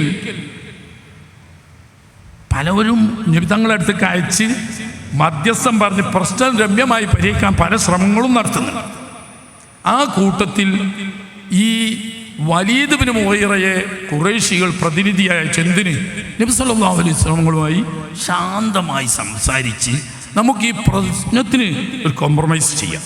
എന്താ വേണമെങ്കിൽ ഒരു ദിവസം അദ്ദേഹത്തിൻ്റെ ഇലാഹിന് നമുക്ക് ഇബാത്ത് ചെയ്യാം, ഒരുവനായ അല്ലാഹ്. ഒരു ദിവസം നമ്മളെ ഇലാഹുകൾക്ക് മൂപ്പരും ഇബാത്ത് ചെയ്യട്ടെ. അങ്ങനെ നമ്മളെ ദീനും തള്ളിക്കളയണ്ട, മൂപ്പരെ ദീനും തള്ളിക്കളയണ്ട, നാട്ടിൽ കുഴപ്പവും പ്രശ്നമൊന്നും ഉണ്ടാവില്ലല്ലോ. അങ്ങനെ നമ്മൾ പരസ്പരം സൗഹാർദ്ദത്തിൽ മുഹമ്മദ് അദ്ദേഹത്തിൻ്റെ ദീനുമായിട്ട് നടക്കട്ടെ, നമ്മളെ ദീനുമായിട്ട് നടക്കുക. എന്നാൽ തമ്മിലൊരു സംഘട്ടനവും പ്രശ്നവും ഇല്ലാതെ നീക്കുപോക്കിലൂടെ പോകാം, നിങ്ങൾ പോയി സംസാരിച്ചാൽ മതിയാണ്. അങ്ങനെ വലീദ് മുഗീറ ഹബീബ് റസൂലുള്ളാഹി സ്വല്ലല്ലാഹു അലൈഹി വസല്ലം തങ്ങൾ കഅബ ഷരീഫ് തവാഫ് കഴിഞ്ഞിട്ട് കഅബത്തിൻ്റെ തണലിൽ ഇങ്ങനെ ഇരിക്കുമ്പോൾ ഖുറൈശികളുടെ പ്രതിനിധിയായി ചെന്ന്, ഞാൻ നിർത്തുന്നു, പ്രതിനിധിയായി ചെന്നു. അക്കാലത്തെ സലാം അൻഅം സബാഹൻ എന്നാണ് സലാം പറയാം. അങ്ങനെ അൻഅം സബാഹൻ എന്ന് പറഞ്ഞപ്പം നബിതങ്ങൾ അതിന് മറുപടി പറയാതെ അതിനെക്കാട്ടിൽ ഹൈറായത് അല്ലാഹു തആല ഞങ്ങൾക്ക് തന്നിട്ടുണ്ട്. അസ്സലാം, സലാമാണ് പറയേണ്ടത്, അല്ല അൻഅം സബാഹൻ പറഞ്ഞിട്ട് കാര്യമില്ല എന്ന് പറഞ്ഞു കൊടുത്തെങ്കിലും പറഞ്ഞു, യബ്ന അഖി എന്ന ആദ്യം വിളിച്ച എൻ്റെ പ്രിയപ്പെട്ട സഹോദരപുത്ര, ചില കാര്യങ്ങൾ നമ്മുടെ നാട്ടിൽ മുമ്പ് നല്ല ഒത്തൊരുമയിലും ഐക്യത്തിലുമായിരുന്നല്ലോ നമ്മൾ പോകുന്നത്. ഇന്ന് നമ്മളെ നാട് പോലെ അനൈക്യതയുണ്ടോ? ഏട്ടനും അഞ്ചനും തമ്മിൽ തെറ്റിയിട്ട്, ബാപ്പിയും മക്കളും തമ്മിൽ തെറ്റിയിട്ട്, എളാപ്പിയും മൂത്താപ്പിയും തമ്മിൽ തെറ്റിയിട്ട്, ആങ്ങളെയും പെങ്ങളും തമ്മിൽ തെറ്റിയിട്ട്, ഇതിനൊക്കെ കാരണം നിങ്ങളുടെ ഈ പുതിയ പ്രസ്ഥാനമാണല്ലോ. ഇത് നമുക്കൊരു കോംപ്രമൈസ് ചെയ്തുകൂടെ? ഒരു കാര്യം ചെയ്യാം, ഞങ്ങളെ തള്ളിക്കളയണില്ല, ഞങ്ങളും തള്ളിക്കളയണ്ട. ഒരു ദിവസം നിങ്ങൾ ആരാധിക്കുന്ന ദൈവത്തിന് ഞങ്ങളും ആരാധിച്ചോളാം. ഒരു ദിവസം അങ്ങനെയല്ല, ഞങ്ങൾ ആരാധിക്കുന്ന ദൈവത്തിന് നിങ്ങളും ആരാധിക്കും. അങ്ങനെ നമ്മൾ രണ്ടു കൂട്ടരും കൂടി ഒരു നീക്കുപോക്കിലൂടെ പോയാൽ ഈ നാട് എന്തൊരു സമാധാനപൂർണമാവും. അല്ല ആവുമില്ല, അങ്ങനെയല്ല വേണ്ടത്. നിങ്ങൾക്ക് രാജാവാവണമെന്ന് ആഗ്രഹമുണ്ടോ? ഞങ്ങൾ ഇന്ന് വരെ ഒരു രാജാവിനും കീഴ്പ്പെട്ടിട്ട്, മക്കാർക്ക് അങ്ങനെ ഒരു പ്രത്യേകത ഉണ്ട്. അവിടെ രാജാക്കന്മാരില്ല, ലീഡർമാരെ ഉണ്ടാവുള്ളൂ. എന്നാൽ ഞങ്ങൾ നിങ്ങളെ കിരീടം വെച്ച രാജാവാക്കിക്കോളാം. എന്നിട്ട് ഈ പ്രശ്നത്തിന് പരിഹാരമാണെങ്കിൽ അതാണല്ലോ. അല്ല നിങ്ങൾക്ക് പണം വേണോ? ഞങ്ങൾ ഈ നാട്ടിലുള്ള സമ്പന്മാരിൽ നിന്നിട്ട് പിരിവെടുത്ത് ഈ നാട്ടിലെ ഏറ്റവും വലിയ പണക്കാരനാക്കി മാറ്റാം നിങ്ങളെ ഞങ്ങൾ. എന്നാൽ ഈ പ്രശ്നത്തിനൊരു പരിഹാരമായിക്കൂടെ? ഇനി അതല്ല, സുന്ദരികളായ പെണ്ണുങ്ങളെ വിവാഹം കഴിക്കണം, ഇഷ്ടം പോലെ വിവാഹം കഴിക്കണം എന്നാണോ? ഈ ഞക്കത്തുള്ള ഏത് ഖുറൈശി തറവാടിൽ നിന്നും നിങ്ങൾ ആവശ്യപ്പെടുന്ന ഏത് പെൺകുട്ടിയെ വേണമെങ്കിലും നിങ്ങൾക്ക് ഞങ്ങൾ വിവാഹം കഴിച്ചു തരാം. അപ്പോൾ അധികാരത്തിൻ്റെ പേരിലോ സമ്പത്തിൻ്റെ പേരിലോ പെണ്ണിൻ്റെ പേരിലോ ആണോ ഈ പ്രശ്നങ്ങളൊക്കെ എങ്കിൽ അതൊക്കെ നമുക്ക് സൗഹാർദ്ദപരമായി തന്നെ പരിഹരിക്കാം. നമ്മൾ ഈ നാട്ടിൽ ഒന്നായിട്ട് പോകാം. ഇത്രയും പറഞ്ഞു കഴിയുന്നവരെ നബി തങ്ങൾ കേട്ടിരുന്നു. എന്നിട്ട് ചോദിച്ചു, ആ ഫറത്ത കഴിഞ്ഞോ? ഓ, എനിക്ക് പറയാനുള്ളത് ഇനി നിങ്ങളുടേതാണ്. എന്നാ ഫസ്മഅ്മിന്നി, ഞാൻ പറയാം, എൻ്റെ കൗലല്ല. ഹമീം വൽ കിതാബിൽ മുബീൻ, ഫുസ്സിലത്ത് അങ്ങോട്ട് ഓതാൻ തുടങ്ങി. അങ്ങനെ അവസാനം ഇയാൾ ഇങ്ങനെ ഇരുന്ന ഇരിപ്പിന്ന് 2 കൈയും ബേക്ക് കുത്തിയിട്ട് അമ്പരന്ന് ഇങ്ങനെ അന്താളിച്ച് ഇങ്ങനെ ഖുർആന്റെ മാസ്മരികത. ഏറ്റവും കടുത്ത മക്കയിലെ വലിയ നേതാവ്, ഖുറൈശികളുടെ നമ്പർ 1 ലീഡർ, അയാൾ ബേക്ക് കയ്യുത്തിയിട്ട് ഇങ്ങനെ അന്താളിച്ച് നിൽക്കുകയാണ് ഖുർആൻ. ഫഇൻ തവല്ലൈതും ഫഖുൽ അൻദർതുകും സായിഖതൻ കസായിഖതി ആദിം വസമൂദ് എന്നോടത്തെത്തിയോത്ത്. ഇത് കേട്ട് നിങ്ങൾ സ്വീകരിക്കാൻ തയ്യാറില്ല, ഇനിയും നിങ്ങളുടെ ഈ അനാശത്തിലും ഈ അസത്യത്തിലും തന്നെ മുന്നോട്ട് പോകാനാണ് നിങ്ങളുടെ ഉദ്ദേശമെങ്കിൽ ഫഖദ് അൻദർതുകും സായിഖതൻ മിസ്ല സായിഖതി ആദിം വസമൂദ്, ആദ്കാരിലും സമൂദ്കാരിലൊക്കെ സംഭവിച്ചതുപോലെ ഒരു മഹാസ്ഫോടനത്തിലൂടെ മക്കയെ തകർത്ത് തരിപ്പണമാക്കുന്ന ശിക്ഷ ഇതാ നിങ്ങളുടെ വഴിവാതിൽക്കലെത്തിയിരിക്കുന്നു. ഞാനത് താക്കീത് ചെയ്തു. സല്ലല്ലാഹു അലൈഹി വസല്ലം നമ്മളെ വായുവത്തി. അന്തർത്തുക്കും സായക്കത്തം മിസ്ല സായക്കത്തെ ആദ്യം വസമൂദ് എന്ന ആയത്തോട് ഓതുമ്പം നബി തങ്ങളെ വായുവത്തി വെച്ചു. മോനെ ഓതല്ലേ, കാരണം ആ ഖുർആനിൽ അയാൾ ലയിച്ചു പോയി. അയാൾ മറ്റൊരാളായി മാറിക്കഴിഞ്ഞു പൂർണ്ണാർത്ഥത്തിൽ.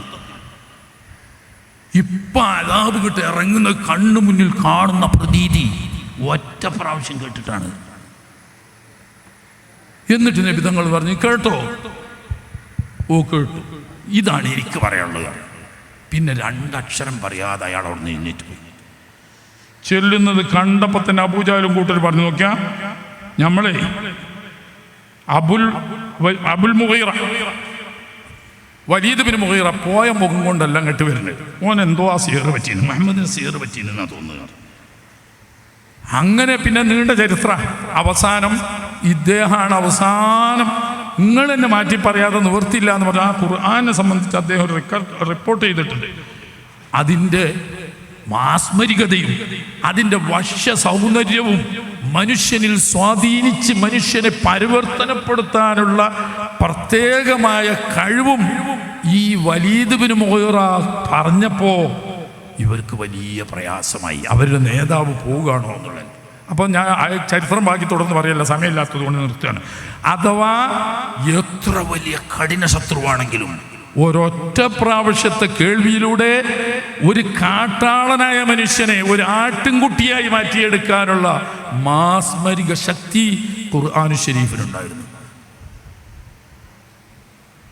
ഒറ്റ ചെറിയ സംഭവം കൂടി പറഞ്ഞിട്ട് ഞാൻ നിർത്താം. സമയം പറഞ്ഞ ഒരുപാട് സംഭവങ്ങളുണ്ട്. ഖുർആൻ കേട്ടാൽ ആളുകൾ അതിലേക്ക് പോകുമെന്ന് ഖുറൈശികളായ പ്രമുഖന്മാർക്ക് എല്ലാവർക്കും ഒരേ കാരണം അവരെ അഹ്ലുൽ ഹിജാസിലാണല്ലോ ഖുർആൻ. ആ ഖുർആൻ കേട്ടാൽ മനസ്സിലാകാത്തവൻ ഖുറൈശികളാരുമില്ല. അങ്ങനെ വന്നാൽ ഇവർ ജനങ്ങൾ പിഴക്കുമെന്നുള്ള ഇവരൊരു വിളംബരം ചെയ്തു ഖൈബയിൽ വെച്ചിട്ട്.